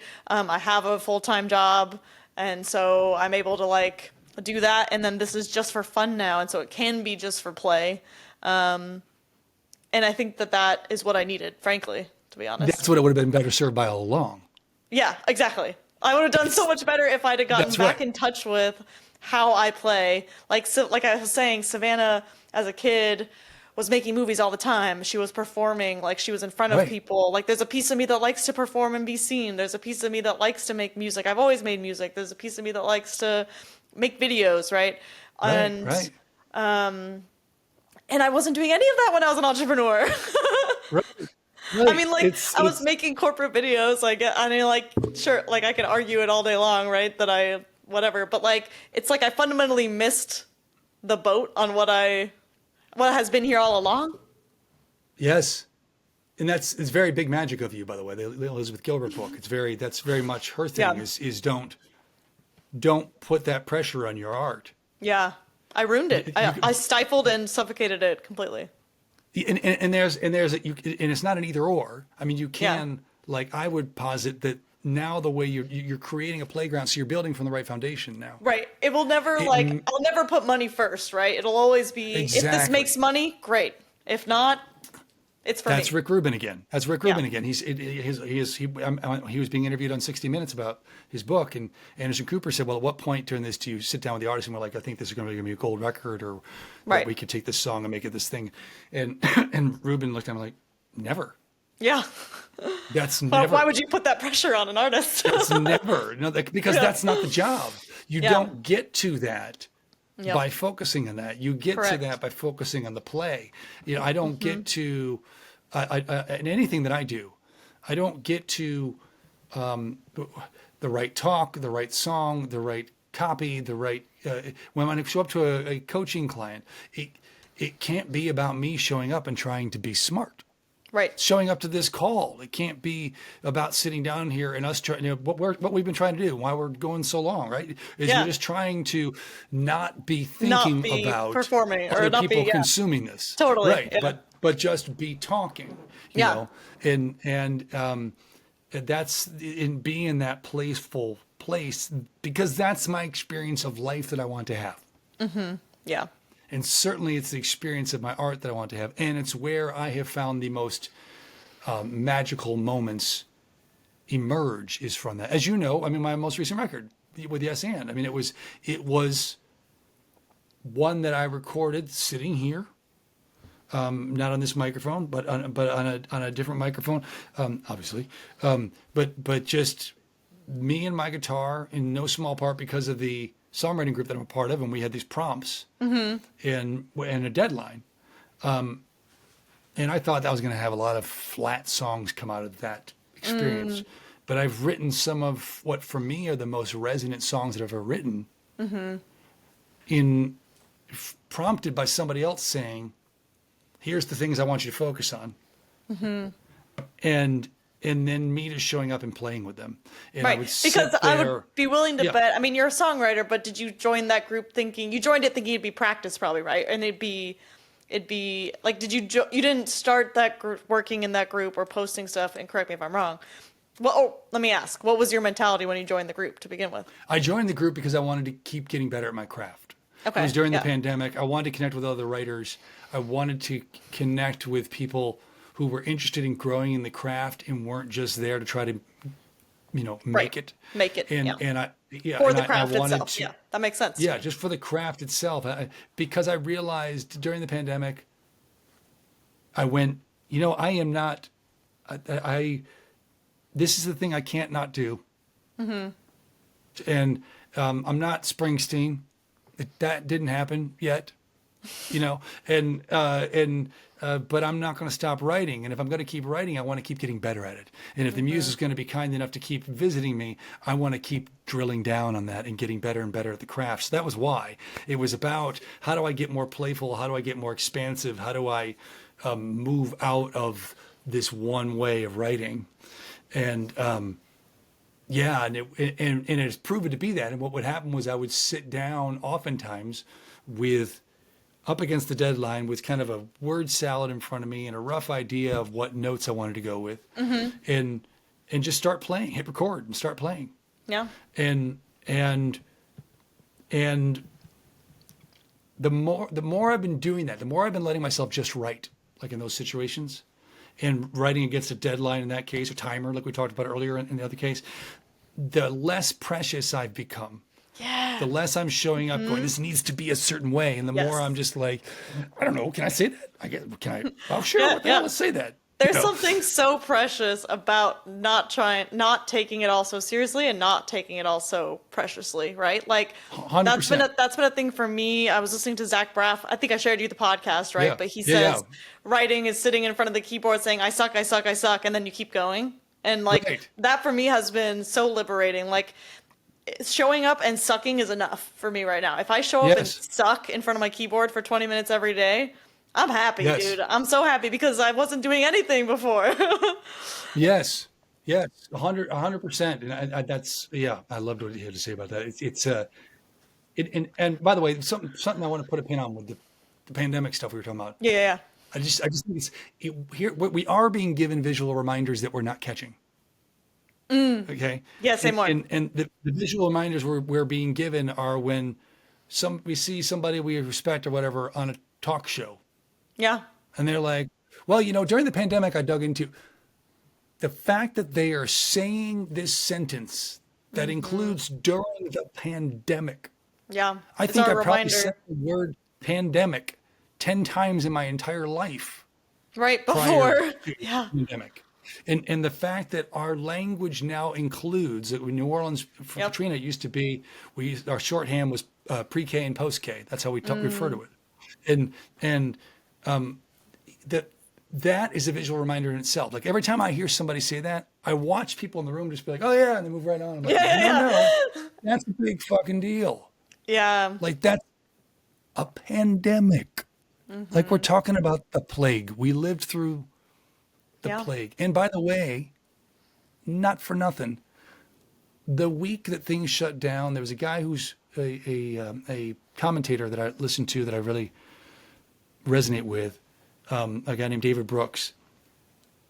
He had just done a historical meta-analysis of pandemics. I'm just trying to get a sense of what to expect because he saw the writing on the wall. I Yeah. had seen the writing on the wall too because again, consume a lot of news and I watched what was Yeah. happening overseas. And I was saying at my job prior to the pandemic, I was saying, y'all, something's happening a few weeks from now. I was saying, and I remember driving home from work one day, probably a week before we shut down. And he was asked about it. He said, he was asked on NPR, what should we expect? Are we going to see like the best of us? And he went, yes. And then no. And he was like, historically, what you see historically is that pandemics tend to be a time that plays out culturally with a great deal of shame in the aftermath. Interesting. That it's a very complicated time. He said the 19, I'm getting the date wrong now, 17, 18? The Spanish flu, the so-called Spanish flu, that a very little came out artistically during that period. Yeah. And the historians look back on that, and their read of that, and this is just me remembering what Brooks said, but their read of that is so many things happened during that time that were either extremely tragic or revealed in us behaviors. We behaved in ways that we can see had impact that are shame inducing on some level. There was such basically a sense of conflicted experience of the moment that we're struggling to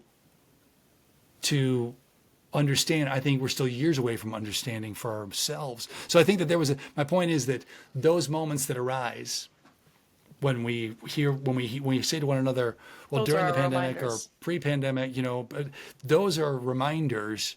Oh, yes, you're going through something. You know how I know? Because I'm going through something.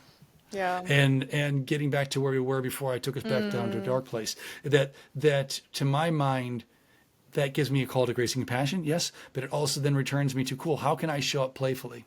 I know that at my best moments, this playroom that you're creating for yourself around your art, why? Because whether anybody watches or not, you want to create. Right? And so that energy that you bring to that space, that play, that time, that's the energy you want to bring. Yeah. That's your favorite energy to be in. That's Totally. right. Yeah. Oh, absolutely. What is that energy actually? What does that feel like? Like, what do you feel like when you're in the creative process? So, I mean, like recently, like I was saying, I had like a song idea, or I just felt like I want to write a song. I love Right. these TikTok trends where they're like, I did this band and this band mashed together, and like my own song that's in this style and this style, and then you like fuse them, you know? Yeah. And I was like, oh, I want to write my own song in the style of this artist I love called Rainbow Kitten Surprise. I don't know if you've heard of them, That's but I love great. them. I haven't, but I'm happy already. And so I just like, started picking something out, and they do a lot of like finger picking, repeated, kind of looped almost, and then Right. there's some lyrics on top of that. But it was the first time because I've been working on building it and bringing it all together and getting all the pieces together. It was the first time I got to come in here in the morning and sit down and it was at night, and came down to my little studio, and I closed the doors, and my roommates were in the kitchen, and I thought, oh fuck, Right. my roommates are in the kitchen. Like, I don't want to sing and play guitar Right. while they're right there. Yeah. And I thought, I had just like almost like a non-reaction to that thought. I just thought, there's a thought, like, you know what I mean? Like, there's a thought that could hold me back right now, but like, I already built this fucking studio. Like, if I let them stop me, Right. then I'm fucked. So, Right. yeah, so it was the first time I just like I love that. sat down and produced something, and because I felt like it, and like that was so cool and liberating. And like in the mornings, this is where I write, so like I love this window, I love this tree, it's one of my favorite trees in my house, and I love my little LED light. Like, it's like my little happy place, kind of. Like, it's like I've made it me, I've made it very me, and I've made it what would feel good to me, I guess. Yeah. Like, I found this piece of wood. You can't see it, but I found this piece of wood on bulk day. People put their trash out on the street, and it was this long, piece of wood. And I've been wanting to do a desk with 2 drawers on the side from IKEA with the long piece of wood in the middle. Right, And right. he had dropped off the perfect piece of wood, this guy next door or whatever. So I took it and I sanded it and it stained it, because I love doing like projects like that too. It's another like passion of mine.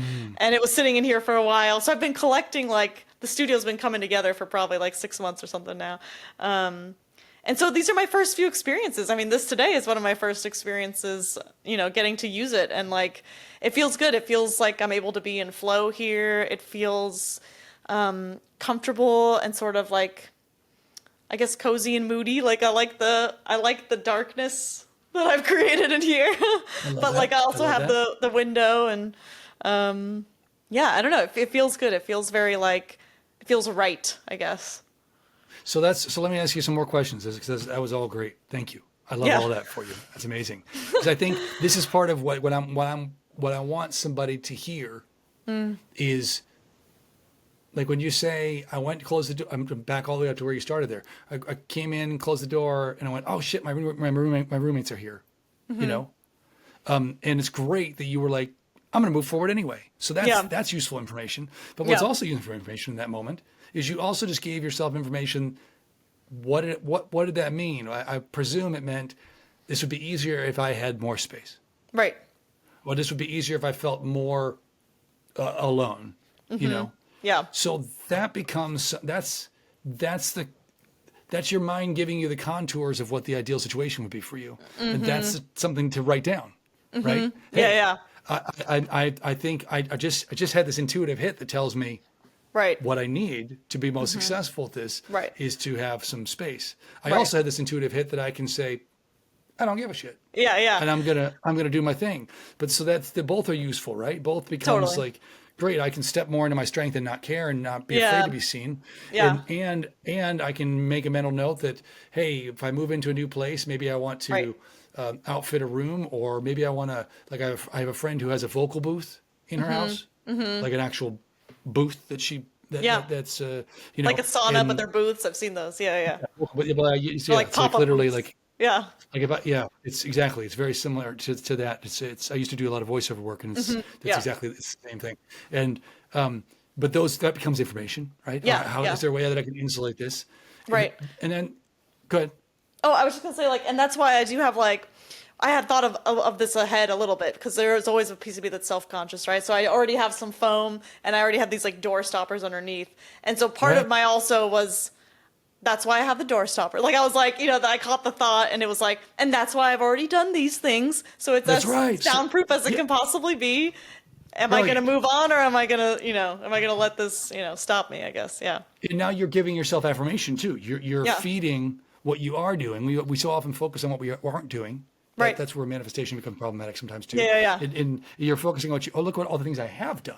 yeah, Like I'm forever saying this to right, Caroline. She started a new job a couple months ago, and I said this to a lot of people. I'm like, oh my gosh, Caroline 3 months ago thinks you're badass. yeah, totally, You and I have had these conversations coming out of the retreat and the changes you made in your life, and yeah. and about how Savannah 2 years ago is just blown away by Savannah Dude, today. I don't even know what she would say. Like, I don't even know.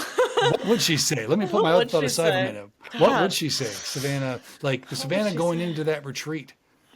If you could call her up To right be now. honest, I think she'd be like, that makes total sense. Like, it'd be like, that makes. I think it would be like, absolutely. Like, I feel like it would be that. I mean, really. Like, I mean, because I was in an intense grieving process then too. So, like, would there be sadness and all these other things? Sure. Like, there was so much that I had to, like, process and, like, overcome to, like, get here. But I think she would have seen this and been like, that is me. That is me. Yes. And I remember, do you remember we each brought a video or a song, right? That was like our song Yeah. that Yeah. pumps us up, that Catherine played before each Yeah. speaker or whatever. And mine was like Brave by Sarah Bareilles, I think. Yeah. Yeah. It was And great. I hadn't seen the video. I just had said, this is my favorite song or whatever, my pump up song. But she played the video. And I Yeah. I remember she remember. said, and Sarah Bareilles is wearing like these cool pants with like these suspenders that are like Yeah. off. I don't know. She just looks fucking badass.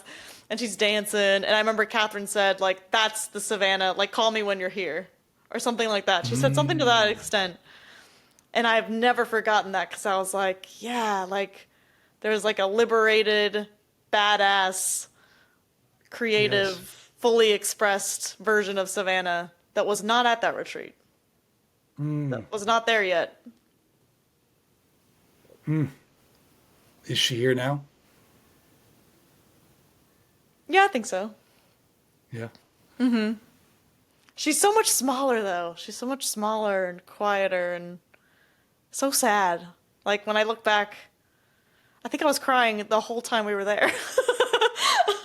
Did I stop crying ever? You were breaking through. I You would were say I was breaking breaking through. down. Yeah. Yeah. Yeah. That's Right. To breakdowns break through, are sure. But yeah. breakthroughs. I mean, that's.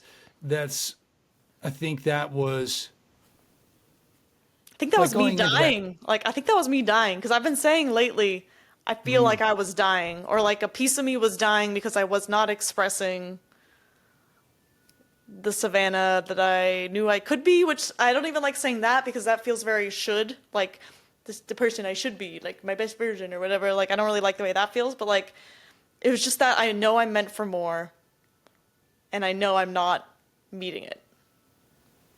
Yeah. Well, I think it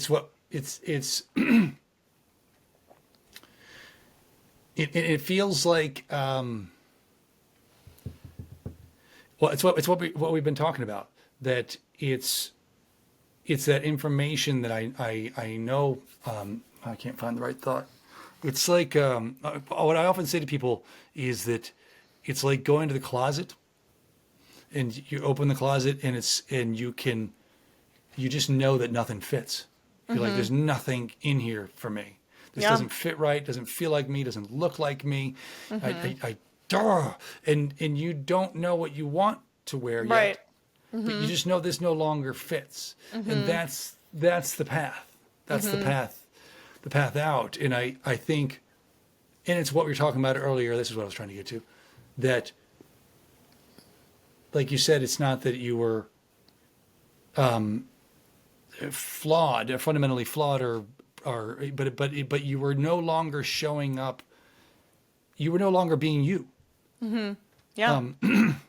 And so therefore, you and your partner, you guys weren't in relationship with each other, Right. because you weren't showing up as you. You know, I honestly, this is, I hope, okay, Absolutely. put it this way. Anything goes. But it made me. I remember, like, yeah, you were very broken up. You were moving through some deep things. As it turns out, everybody was moving through some deep things. Yeah, true. That retreat, I honestly, when I said yes to that retreat, I'm like, oh, I love retreats. I've done retreats forever. I've helped build retreats forever. They're my happy place. I always wanted to make a retreat center. I don't know why I never did that. Yeah. Maybe that's something to look at, and I'm like, oh, and a branding and marketing retreat? Cool. Okay. That'll be neat, And I think what I failed to recognize was two very important words. Like, all I could hear was branding and marketing. I'm like, how am I on a branding and what? Have we met? But what I was missing was the authentic and Yeah. retreat.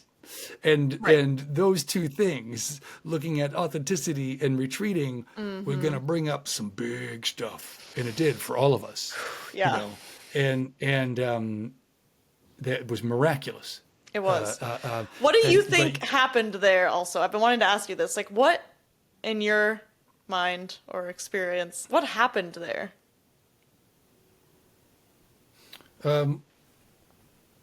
What do you mean by happened? Like, how do you, if you were to have to like put it in a nutshell, if you're trying to tell someone, like, yeah, like what you experienced there, what happened, like what's the story you have, I guess, about what happened, or I don't know. Well, well, and I'll get back to the thing that I was going to say about you in a minute, but it was that I think what happened was, I in my own branding and marketing, but in this mindfulness program I've been in, one of the things that I've come up with, she wanted us to look at what are pre-qualifiers, like what for your ideal people, what Catherine calls your right someones, right? Yeah. And I realized that what were pre-qualifiers for me are people are fed up and willing. Like they're just fed up with the experience of themselves in their life, and willing to try something different. And these people had gathered. They didn't gather for a branding and marketing retreat. They gathered specifically for an authentic branding and marketing retreat, which is what Catherine does, right? And so you had people showing up just by showing up, declaring it has become intolerable to be showing up inauthentically. And yes, I want to build this thing, but the reason I walked in this room is I'm fundamentally walking in this room. The thing you already know about me is that it has become intolerable Yeah. being inauthentic in my life. I can't do it. I can't do it anymore. And I think that's what ended up happening, is that we showed up fed up and willing. and willing to get really real, because it was such Yeah. a small group, very intentionally, which was a really powerful decision that Catherine made. Yep. That it was such a small group that there was space to get really real. And because those of us who were leading it were also participating in it, there was no fourth wall, if you will. No. There was, hey, I'm going to come up here, I'm going to do something that might melt your face off, and then I'm going to sit next to you and cry during the next meditation. Yeah. You know, because I feel so broken in this layer of it, you know? So there was this, I think what it was fundamentally people going, I am done going to my fucking closet and hating who I am coming out of it. You know, with what I'm wearing coming out of it. Yeah. Which actually brings me back to what I was going to say about you. It was funny about you on that retreat was that, Yeah. my memory, and I could be remembering this wrong, but that it was pretty deep into that time, which was just me really getting to know you, that you revealed that it was very clear that you weren't happy in your partnership. It was very clear that you were very conflicted around that, and some of the other challenges you were moving through. But then it was like, you're just like, I don't know if I should be in the part. I don't know. Also, I think I'm gay. And I was like, Did I well, say shit that? then. Did I say Yes, that? you were like, yeah. And I was like, well, shit then. You definitely just shouldn't be in this relationship anymore. Or it might have been afterwards on the phone you said that Right. to me. Yeah, that It sounds was right. afterwards. Yeah. It was afterwards. We were Yeah. on a call, and you were processing through what it was like to be back and you were like, and also I think I'm gay. And I remember, I was in this room. Now it's cool. Yeah. I was like, well, shit, that just got easier. I mean, not easier, but you know what I Right. mean? I'm like, well, yeah. Yeah. I don't think it's ever going to work with this guy. Yeah. 'Cause guy, Yeah. Right. it was but yes. So anyway, that was, I love and that's that. And frankly, it's not always that Right. sort of black and white, Right. and yet it kind of is. And it wasn't like, I think it's so interesting that like being gay wasn't the reason that we split up, right? Like No. being gay was the epiphany that came out of we split up, and I was like, and I'm gonna date women now, like, you know what I mean? Right. Like, and so it's like, I think it's so interesting, that like sometimes in my mind I can conflate the two and be like, oh, it didn't work out because I was gay, obviously, and Yeah, like on the one hand, sure, like that's probably was a big piece of it, but on the other hand, there was like obviously so many other like complex issues that we were dealing with for a long time that I just had been ignoring or being blind to, or however I want to give myself grace to that. But I love that. I think I'm sorry to jump on that, but I think no, it's great.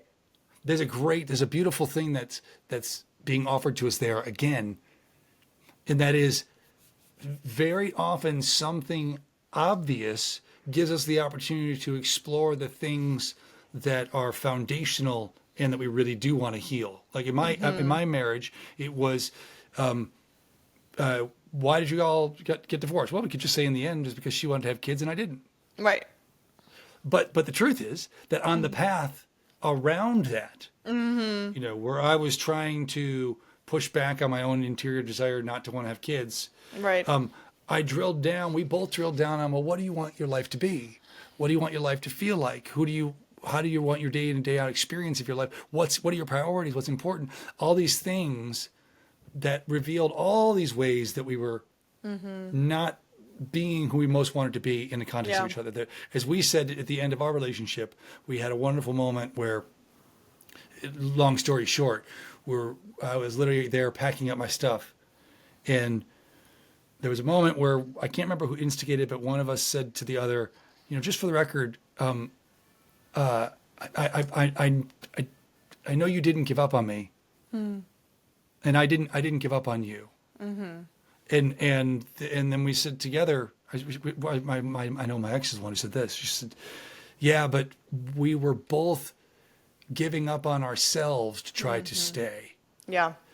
And I think when you hit those moments, and it can be with a job, it can be with a partnership, it can be any number of areas of your life, the thing can look like, oh, well, it turned out I was gay. It can be, oh, she wanted to have kids.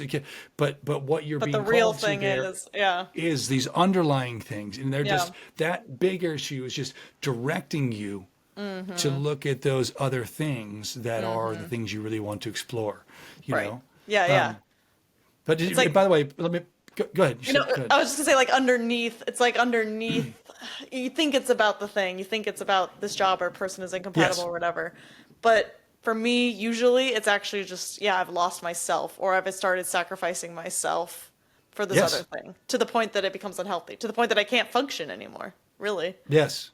Yes, exactly. That's and it's I use a when I do talks about uncertainty, which by the way I'm about to push up myself out of my own comfort zone. I'm gonna start doing monthly workshops online, and and the first one's going to be about embracing uncertainty, and one of the things, as you know, that I use is the hula hoop. And the reason I use a hula hoop is, and I stand in the middle of a hula hoop, is I said this is basically the only place in life that you have any control. This is it, you know, and this is where all those joys and pains are coming through, offering themselves information to you based on how you choose to receive and respond to them, right?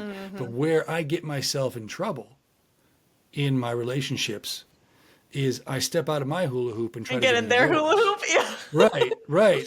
And I just abandoned my hula hoop completely. I'm right, just just like, abandon it altogether. who's Well, you that? want in the silliest of ways, right? Yeah. You know, where do you want to go to dinner tonight? In your mind, you're going, I really want to go for Italian. How about sushi? Okay. Yeah. I don't know. I'm Right. picking on sushi today. Okay, dear, let's go to sushi. Well, Right. I'm not saying you have to fight about it, but I'm saying Sure. you can honor, Right. you know, hey, at some point I'd like to go for Italian, but sushi sounds good tonight. Right. You know, that's that's me staying in my hula hoop. But when I'm constantly getting in your hula hoop, it's more that slow motion sabotage. Yep. I'm not being in what's mine. But how I described the retreat, did that feel resonant to you? So you ultimately said, what did you say one more time? People Like, that are willing and fed up, oh people yeah, that showed up willing yes, and fed up and done being inauthentic. Like it's become intolerable. yeah, yes, but I didn't know I was there yet. I don't think I did not go. I did not board the plane feeling fed up and willing. Like Same. I think I thought like I was like on the, staff. We weren't staff, but like, like I was like part Yeah. facilitating. So I'm Right. thinking I'm an authentic person already. Like I'm gonna help Right. show others how to be authentic, whatever. And I think it's so funny looking back because like Yeah. how deeply I was sort of blind to myself at that point in time, how hidden and buried I had been or was at that point in time. Same. And so Yeah. I didn't realize that's where I was, or maybe I became that immediately once people started talking. Like immediately once we all started connecting and you started saying the Yeah. things that you say and Dory started saying the things that she says and Catherine and all of our sort of stories started converging. Yeah. It was like in those days that I became fed up. But it was like I don't even know if it was fed up yet though, because like I feel like the fed up is coming now. Like I feel like what happened with Katie Pruitt, that was the fed up. That was the like no more. No more. My fucking rock. It keeps coming back. I wish I brought it with me to show you. But do you remember the rocks that we painted? Yeah. I have mine. Here's Yeah, mine right it's here. here. Perfect. Mine came back to me the other day. Maybe it is in here.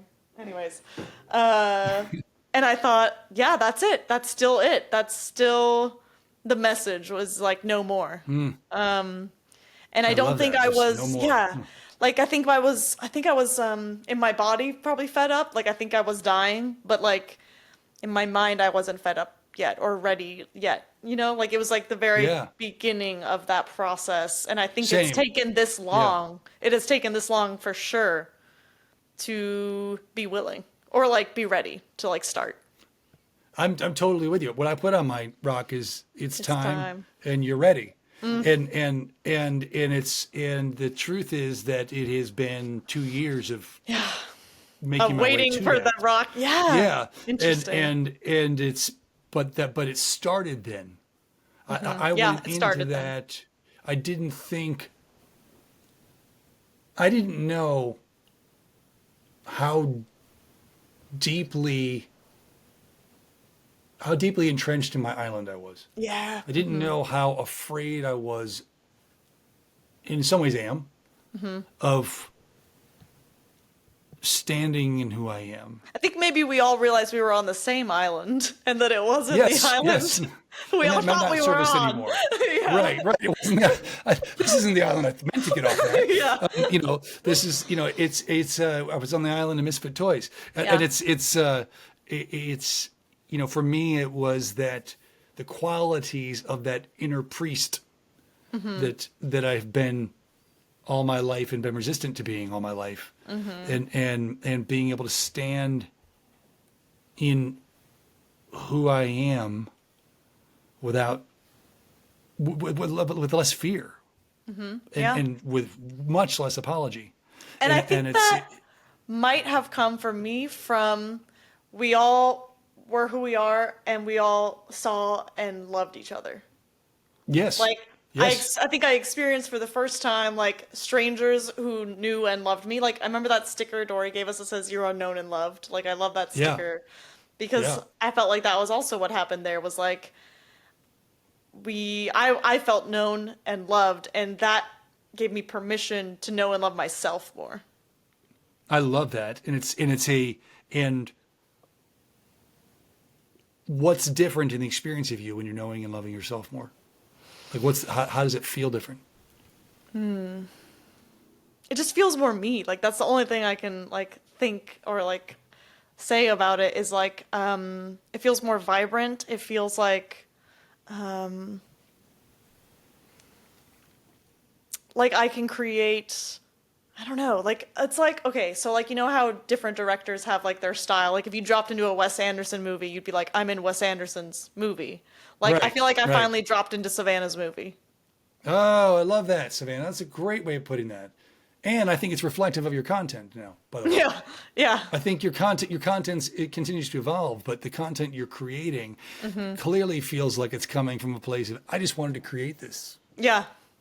You And know, I finally know and trust who I am. Like I finally, right. and I know that it's not the end yet, or I know that it's not Yeah. the final thing, but I can trust I'm not, where I yeah. am now. Yeah, I love that, and I'm not asking permission, and I'm not, yeah, and this yeah. isn't about. I'm not looking for approval, and I'm not waiting. It's not. Yeah, Yeah.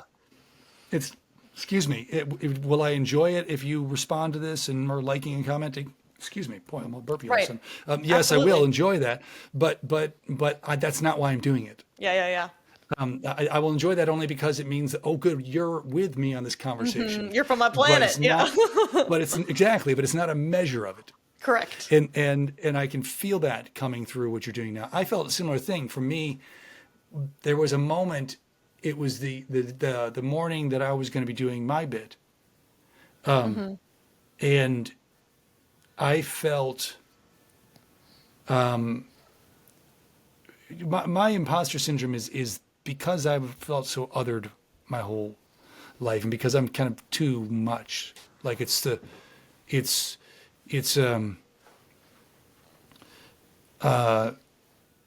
I never felt like I had a place at the grown up table. Like I don't make sense there, and I kind of felt in some ways like what was Catherine thinking? Here's this table full of people that are all at a level that I'm not at, and I got up that morning and I did my inner work. We made a very big point of making sure that I carved out time to do that fully.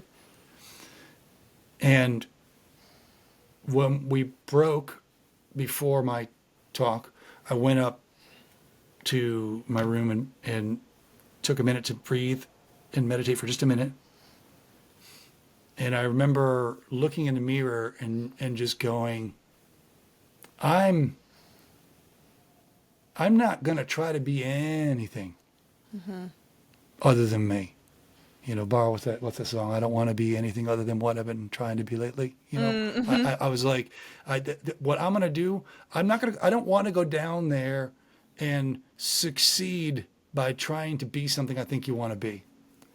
But I'm going to go down there, I'm going to say my prayers, I'm going to light myself on fire, and I'm going to leave everything on the field. I'm going to give you everything I got, and it's gonna work or not. But when I get to the end of it, it's gonna have been me, just me, and it went well. It went amazing. And I remember when when I finished, in particular when I did the song that I used, which was "This Is Me" from Greatest Showman.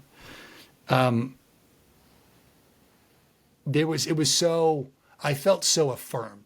Like in that moment, getting back to what we were talking about the playing and like in that moment, there were no questions.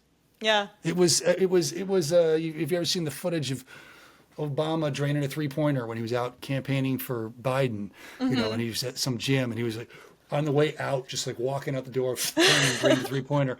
And everybody was like, oh, and he was like, this is what I do. And that's how I felt in that moment. I was like, that's what I do. I'm not saying I do all things great, but that's what I do. Yeah. When I just let myself do it, Yeah. Get out of your and own fucking way. I think that's a great way to say that too. Not be in my head, not be about how, it's just about how do I serve these people in front of me? How do I tell the truth? Yeah. And I posted recently that I think the single greatest way to overcome imposter syndrome is tell the truth. I love that. Very often when I give talks places, I'll be like, hey, let's just start here. I don't have a PhD. I don't have a master's degree. I don't have a best-selling book yet. I don't have a hit record yet. I don't have any of the things that you can Point attach to and say, and say, oh, that's why I listen to that guy. He's super smart. Right. Nope. I'm just a guy on a journey. Yeah. That's what's happening. And I'm sharing my notes, and once I've done that, I'm like, it's so liberating. yeah, because it's the Eminem. It's taking the elephant out of the room for yourself too, right? Yes, it's the end of 8 Mile. Yeah. When the rap battle at the end of 8 Mile, when his approach is to just say, oh, you haven't seen it? I don't think so. Oh, well, you have to see. You have to at the very least watch the closing rap battles at the end of 8 Mile. Okay. And I'm gonna give you a spoiler, but it's at the end of 8 Mile, Eminem is in this rap battle, and he decides, he just starts going through all the worst things about himself. I am this, I am that, I do live with my mother, I do all these things. He's going through all these different things, and then he goes to the guy. He's like, now here, tell these people something they don't know about me. Like, he's just like, what you got? What you got? And that's the thing that I find is the most liberating thing. The biggest, when people talk about, roll their eyes at authenticity or what have you, and I'm like, you know what? I don't ever have to worry about is somebody. I might not work for you, but I'm not trying to be anything that I'm not. I'm spending all my time trying to figure out how to be as me as I can.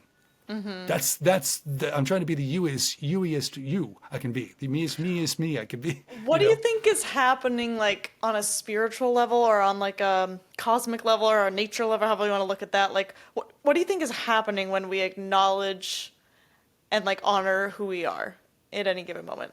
Like, why is that so good? Or like, why is it so magical? Why is it liberating?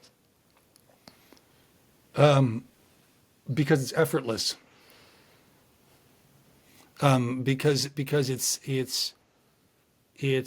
well, there's I can't remember which kind of martial arts it is, but there's a martial art that involves that it might be Aikido, that it's not about hitting. It's about when somebody tries to hit you, you flow that energy. Yeah. You let the energy move through and you become. So it's when I'm in that kind of alignment.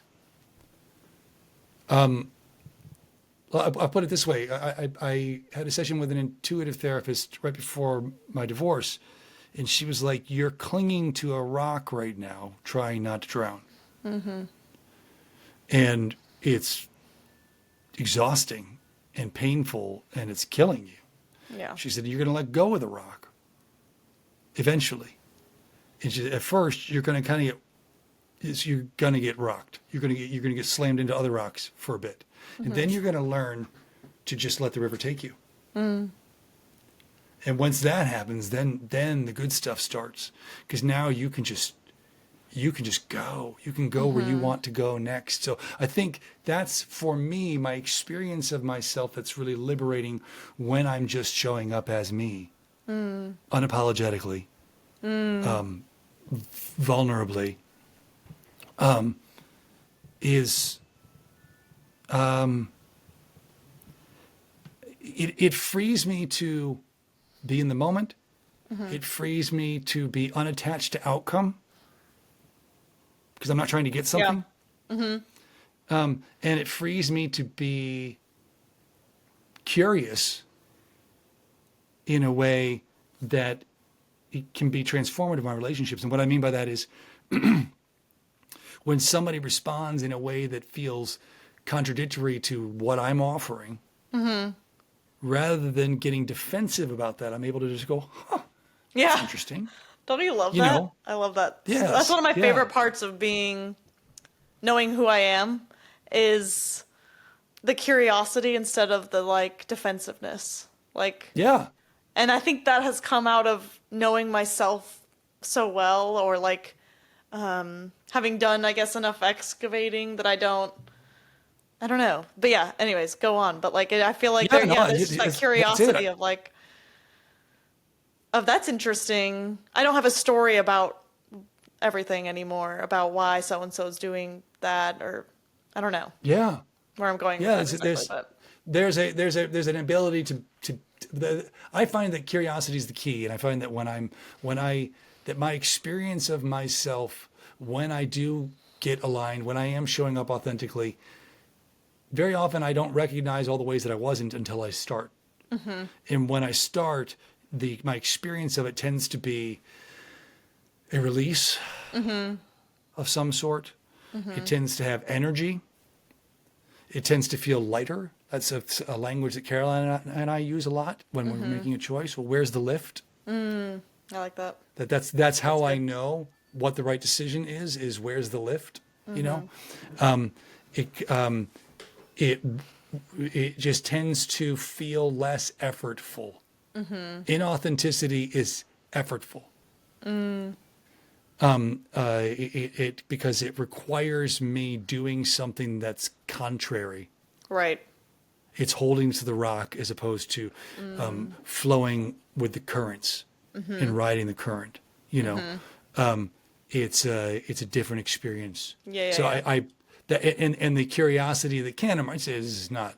I'm not saying this happens all the time, but but when I'm at my best, when I'm taking care of myself, when I'm rested, when I'm doing all those things, I can show up to family situations or to social situations, and when things come at me different than how I believe it should be, I'm able to be curious, which then offers up the opportunity to learn, to grow, to become more, and has this magnificent thing that it does, which is give people the thing that I think we most want, which is to feel seen, to feel accepted, both for who we are, seen and accepted for who we are, and valued, you know?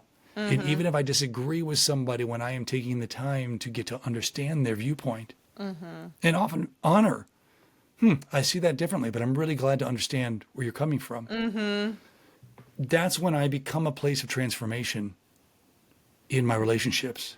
Yeah. Because people feel safe to be themselves and know that I'm not going to reject you for being you. Yeah. You know, I think that's, to me, I often say to people, that's the key to overcoming the so-called division. There's other factors, but the curiosity is chief among them. I know my opinions.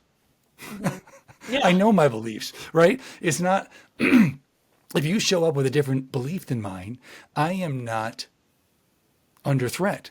Right. Unless I decide that I am. Right. I had this came up for me recently. There was a woman that I met that's quite extraordinary. Enters the world very differently than I do. Is very successful, very moving, doing good things in the world. No question. And we had a moment, though, where she used language around the pandemic that was in the vein of dismissive, sort of eye-rolling, all of us sheep who bought into that kind of language. Yeah. And it triggered me. I felt some kind of way, and I got off the call, and I went, "Ooh, that's interesting." I got curious with myself because I went, "That's going to happen. That's going to happen in the months and years ahead. How do I want to show up to that? Do I want to shut down and decide what I know about this person, or do I want to resist the urge to shut down and open wider and get curious about that, or did I not speak my truth in that moment, which I didn't, Right. because in that moment I was like, we don't know it. I don't know you like that, Yeah. but was there an opportunity there for me to go, I don't see it that way, but I appreciate hearing that was your experience of that. It's just really, it's an interesting time, but it opens the door to curiosity, which is a big deal, because for me, I don't want to go down this rabbit hole too much, but but there's a lot of things that I'm working through post pandemic that are very structural in terms of our culture. Totally. That are troubling to me. Right. And I think the way through those is going to be curiosity and learning how to know ourselves well enough that we can take care of ourselves in a conversation like that, or not be triggered, but be authentic and be okay with, this is what I love about connection circles and why I facilitate connection circles, because they're a safe place where you practice being authentic in connection with another person. Like, how do I stay in connection with you and in connection with myself at the same time? Even when it's challenging, even when it's vulnerable, even when it's painful, even when it's funny, like whatever it is. I think that's going to be the way through, like, to understanding each other, and I think it is the way through, solving because some of I think, these and it's an interesting balance to strike, because like I have a platform. It's a small platform, but it's a platform. Yeah. And to the extent that but I know that I have a voice. I know that I have a voice that when I use it well, it can reach people in a way that can be powerful. And I struggle with, what does it look like to be an ally in so many situations right now? What does it look like to be an ally in the issues around women's body autonomy? What does it look to be an ally with trans issues, with books, with all the different things that I know that we share ideology around? What does it look like to be an ally on guns and all these? I'm somebody who marches. I'm somebody who gets out there and does those things. But I'm also somebody who knows that. Well, I'll just say this and then I'll leave it there. But there was a moment that I had in 2016 when there was a change of administration, and I felt very physically, viscerally scared. Yeah. When that happened. And I had a moment, I remember where I was. Caroline and I were on a hike. And I went, oh. And she went, what? I said, okay, this is an opportunity to get curious and get compassionate. Because what I'm feeling now is what a third of our country, at least, including people that I know and love, have felt for the last 8 years. Yeah. Whether that narrative is false, whether they're being fed lies, and I know that, whatever, doesn't matter. This is scary for them. And some of the people doing things right now that I find to be morally repugnant and amoral at the end of the day. There are people in those groups who are people just like me, and that are scared because something about their world order is being threatened. And as I put it to a friend of mine, I said, look, if there was somebody outside this building right now sitting on the curb crying, I wouldn't ask them what their ideology is. Right. I'd want to comfort them, you know? And I don't think that the path to changing people's minds passes through you stupid idiot. Right. You know, Yeah, I yeah. don't think it's a strong persuasive technique. No. It's egoically satisfying, but it's not persuasive. So anyway, I feel like we're trying to set a land speed or marathon record here. I want to I make know, sure right? that Yeah. I you're know. going to be There's editing for another weeks. rabbit hole I could go down on that, which I just want to Yes, say well, and it's a worthy rabbit hole. a short So, thing on that. yeah. I've been getting to a place with all of that where the more experiential research I do on my own experience, and Sam Harris is helping me, but is that I'm starting to wonder if we have free will at all, because we only have a limited amount of thoughts that pop into our brain, and thoughts become our intentions, which become our behaviors, and blah blah blah blah. Right. You can't you can't pick up your coffee cup without first having the thought and like impulse to pick up. And where did that come from? Like Right. something Right. in your body or whatever, you know. And so the more I break that down, then it becomes, well, if none of us have free will, like how do we hold anyone accountable? So on the one hand, it gives me unlimited compassion for everyone, because it's like if I was them, I would have done the same thing. And we're all Right. just a product of our nature and our nurture and our biology and our this and our neuroticism and our that. Like we're all just like, did we even choose any of this? It's a good question. Like, I don't know. And I don't know with that, like how to hold people accountable also. And like, I think there's so much nuance to like to get into there. But what I like about the thought that we don't have free will is that I don't hate anyone anymore when I think that, because Oh, that's an interesting. Yeah, go ahead.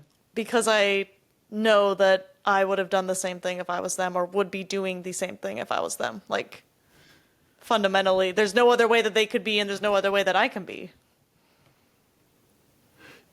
That's really interesting. I know.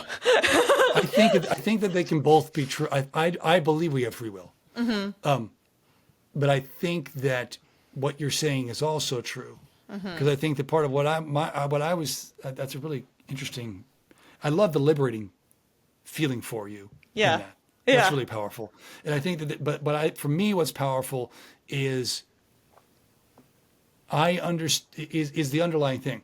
I understand how your life experiences have drawn you to this Yes. conclusion. Yeah. But I have had life experiences that I That have drawn me to another conclusion. and I have had life experiences that had drawn me to conclusions that I then changed on by bringing in new information. Right. I point to my read of some of the moments in Christianity.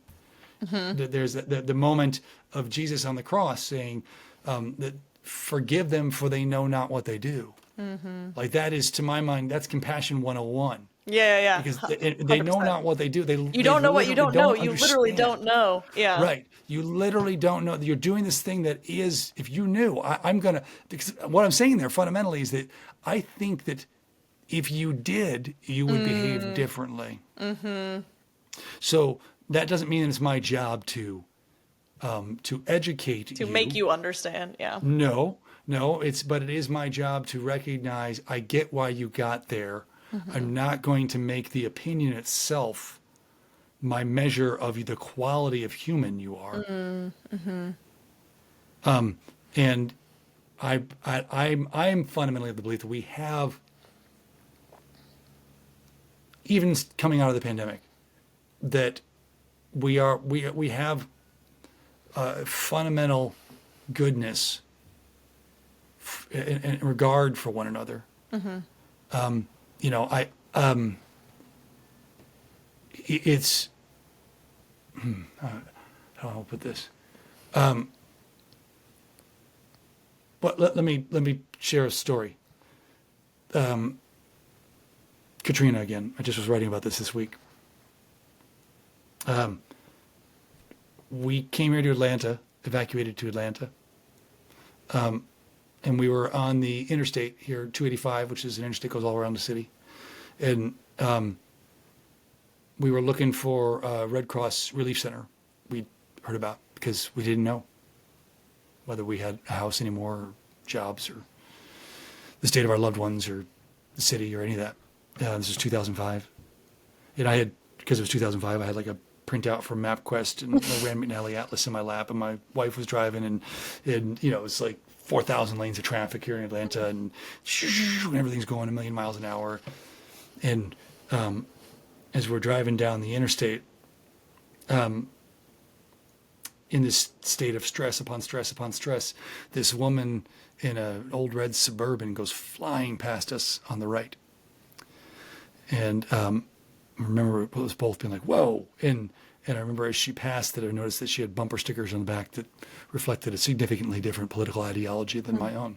And I no doubt said some unkind words about how she was driving and her ideology, and how there was a clear connection between the two, and who she must be as a human, put much more succinctly, I'm sure.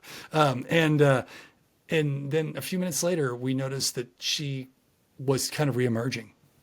She was coming back, and she was letting people pass her. And then it became clear to me that she was kind of heading toward us.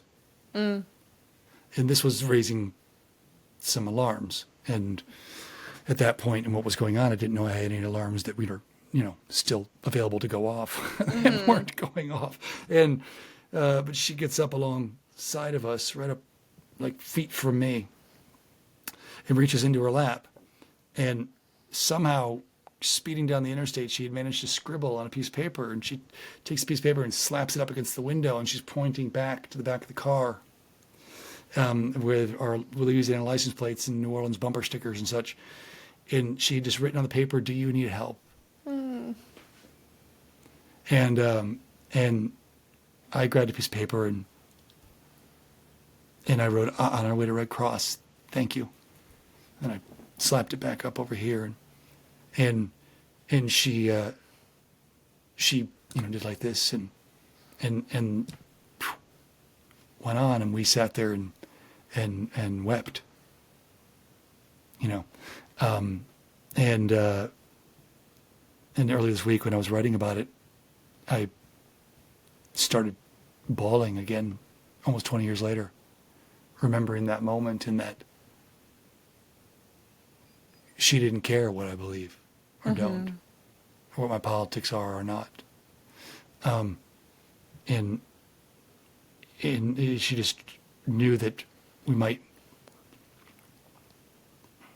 need help, And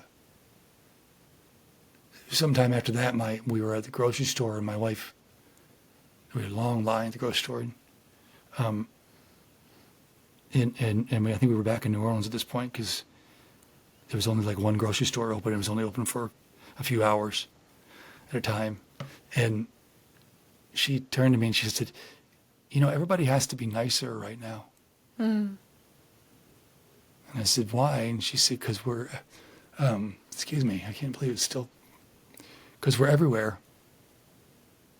You don't know. You don't know if the person that's going too slow or taking too much time or doing something wrong in your world, or I would say, to put it parallel to where we are now, standing up for something that you would fight a lifetime against. You don't know what they're carrying and what they're going through. And so we have to be just a little nicer, just a little bit more compassionate with one another. Not while putting yourself at risk, not without standing up for the things you believe in, of course, but just recognizing,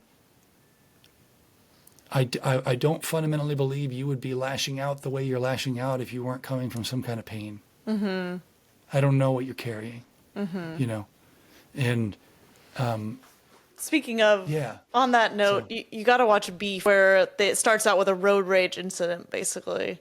And then their beef escalates, right? These two people who don't even know each other are having this, like, war. Yeah, war back and forth.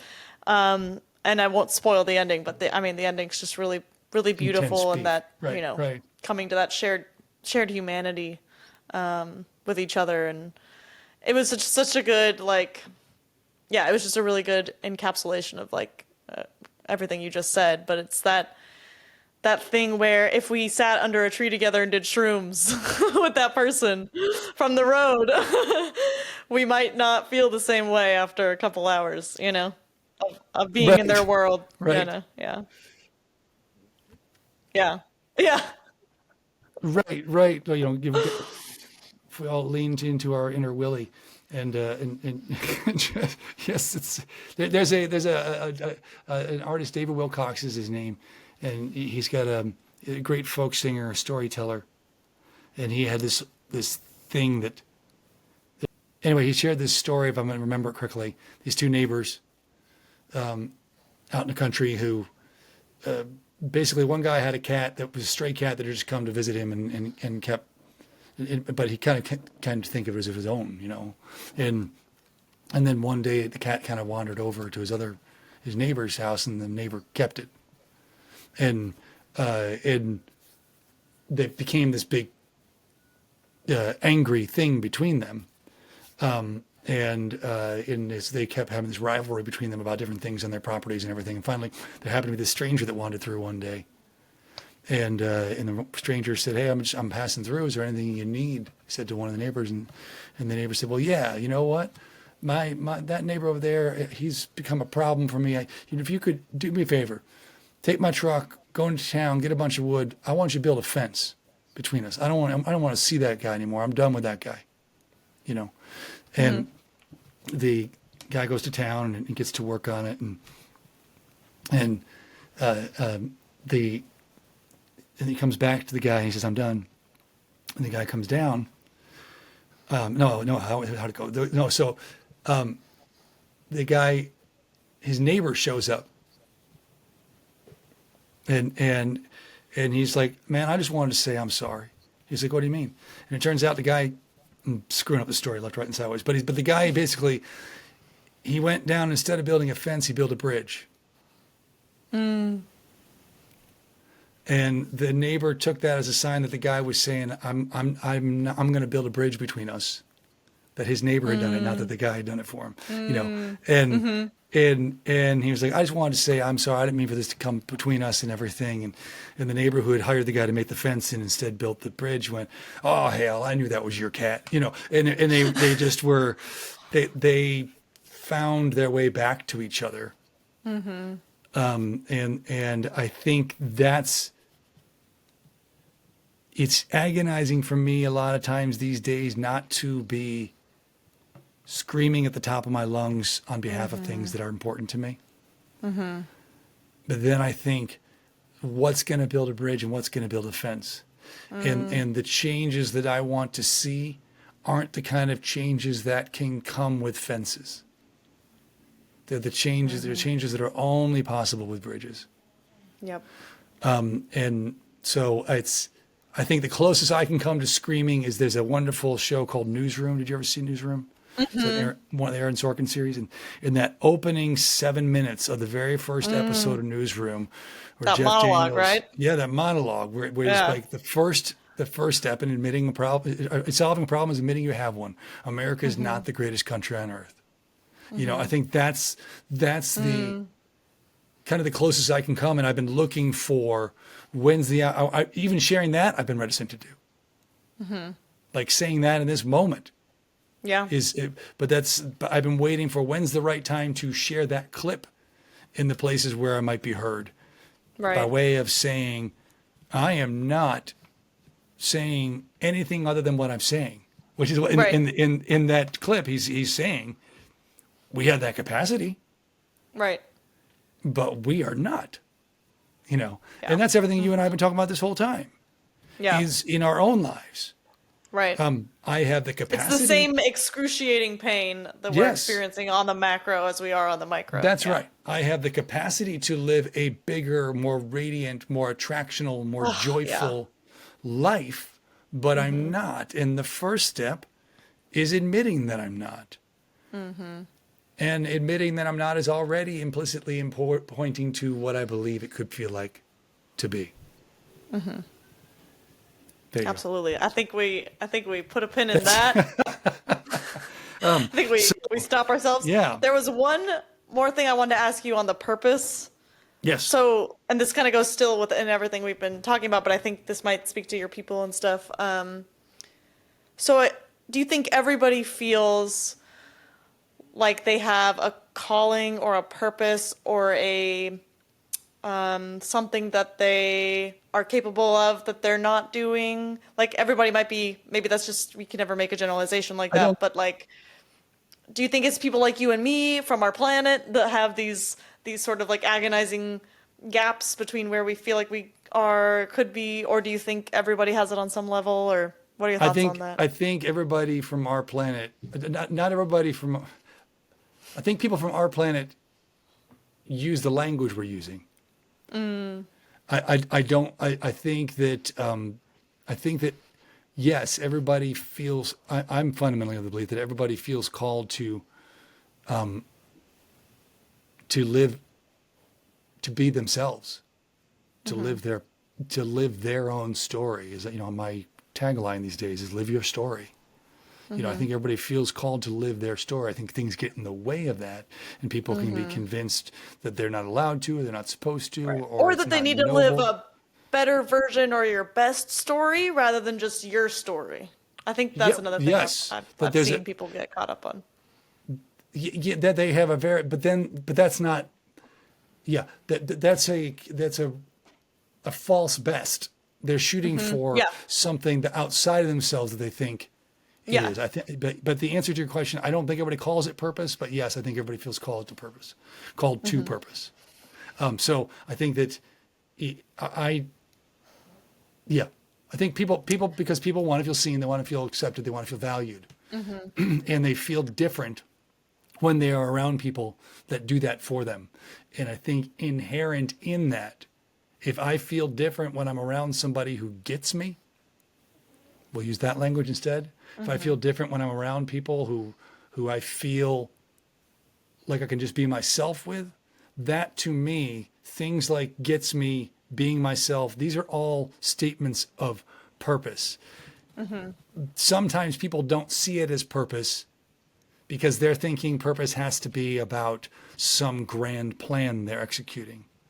I don't think having a purpose means you need to be the Dalai Lama or Oprah Winfrey or the Right. president or, Steve Jobs. I Right. think that being a purpose can be very, very sort of small in scale. Yeah, yeah, yeah. Some of the most important people that I've ever heard of, encountered, are people whose names nobody will ever know.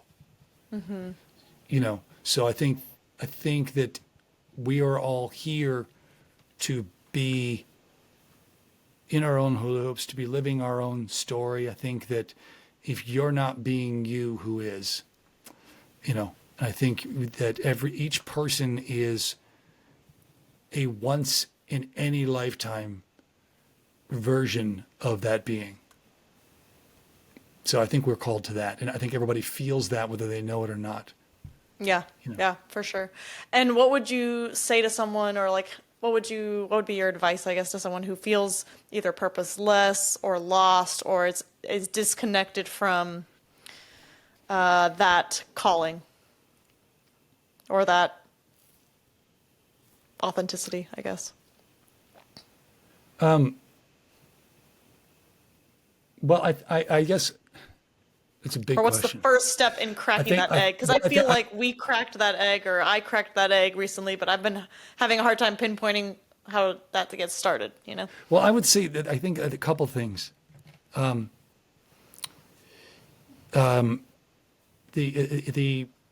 The simplest things are the hardest. Like I said, most things in life, in my experience, are simple but not easy. Like the things you would want the most, they're simple but not easy. And I would say, to the way you put that question, that somebody basically that feels that disconnect, that feels like they long to be living more. I would say, first off, that's good news.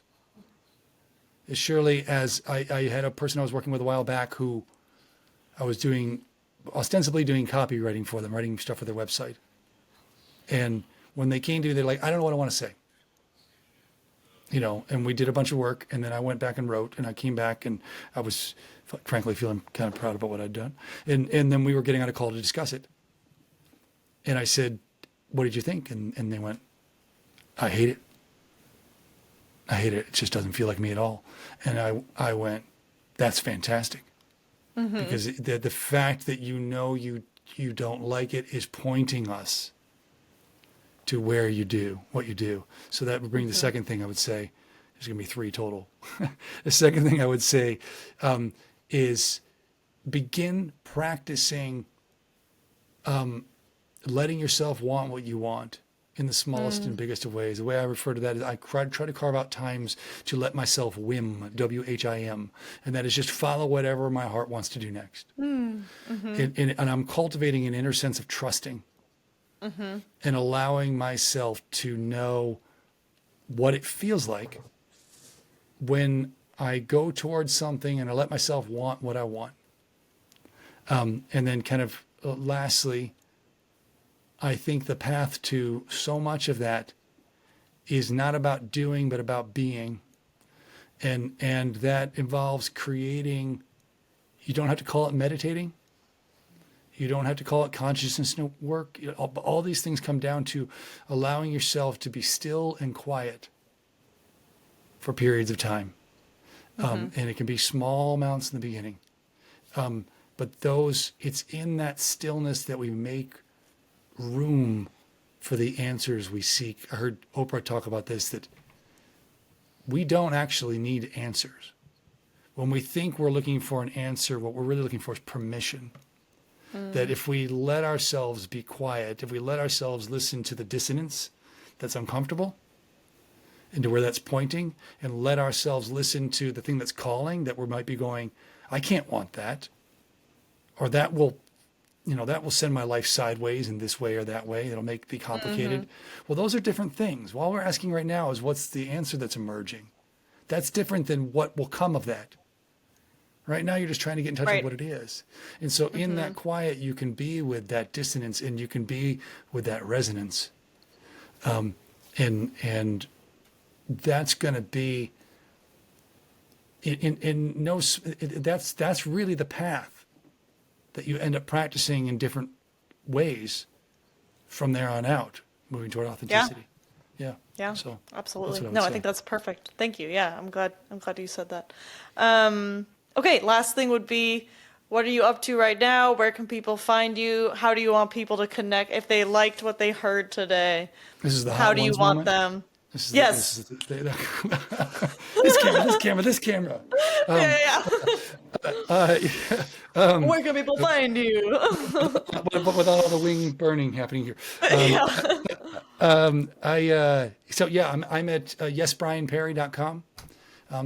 Yes is in the opposite of no, brianperry.com, and that's Brian with an I. I'm at Yes Brian Perry, and LinkedIn, Instagram, and Facebook. I have not jumped on TikTok yet. I may. Kind of waiting Missed to see where that. opportunity. Get on Well, there. honestly, I'm a little bit. I'm kind of on the fence about the whole the I questions know, about the ban and stuff. Yeah. But in just another platform to engage. Yep. So yeah, that's where you can find me. What I got going on, we've got the new record, but not so new anymore. 6 months out now. Yes, which is streaming wherever you stream, and going to be doing these workshops coming up. Look for that. I'll be doing one this month in honor of Mental Health Awareness Month, and like I said, what I do is serve people with a calling. That feel pulled to a calling in a variety of ways. So if you're feeling blocked or stuck, or looking for inspiration around that, I've got some way that I can serve you in that. And I hope you'll go to the website to check it out. And I hope that you'll just be super good to you day in and day out.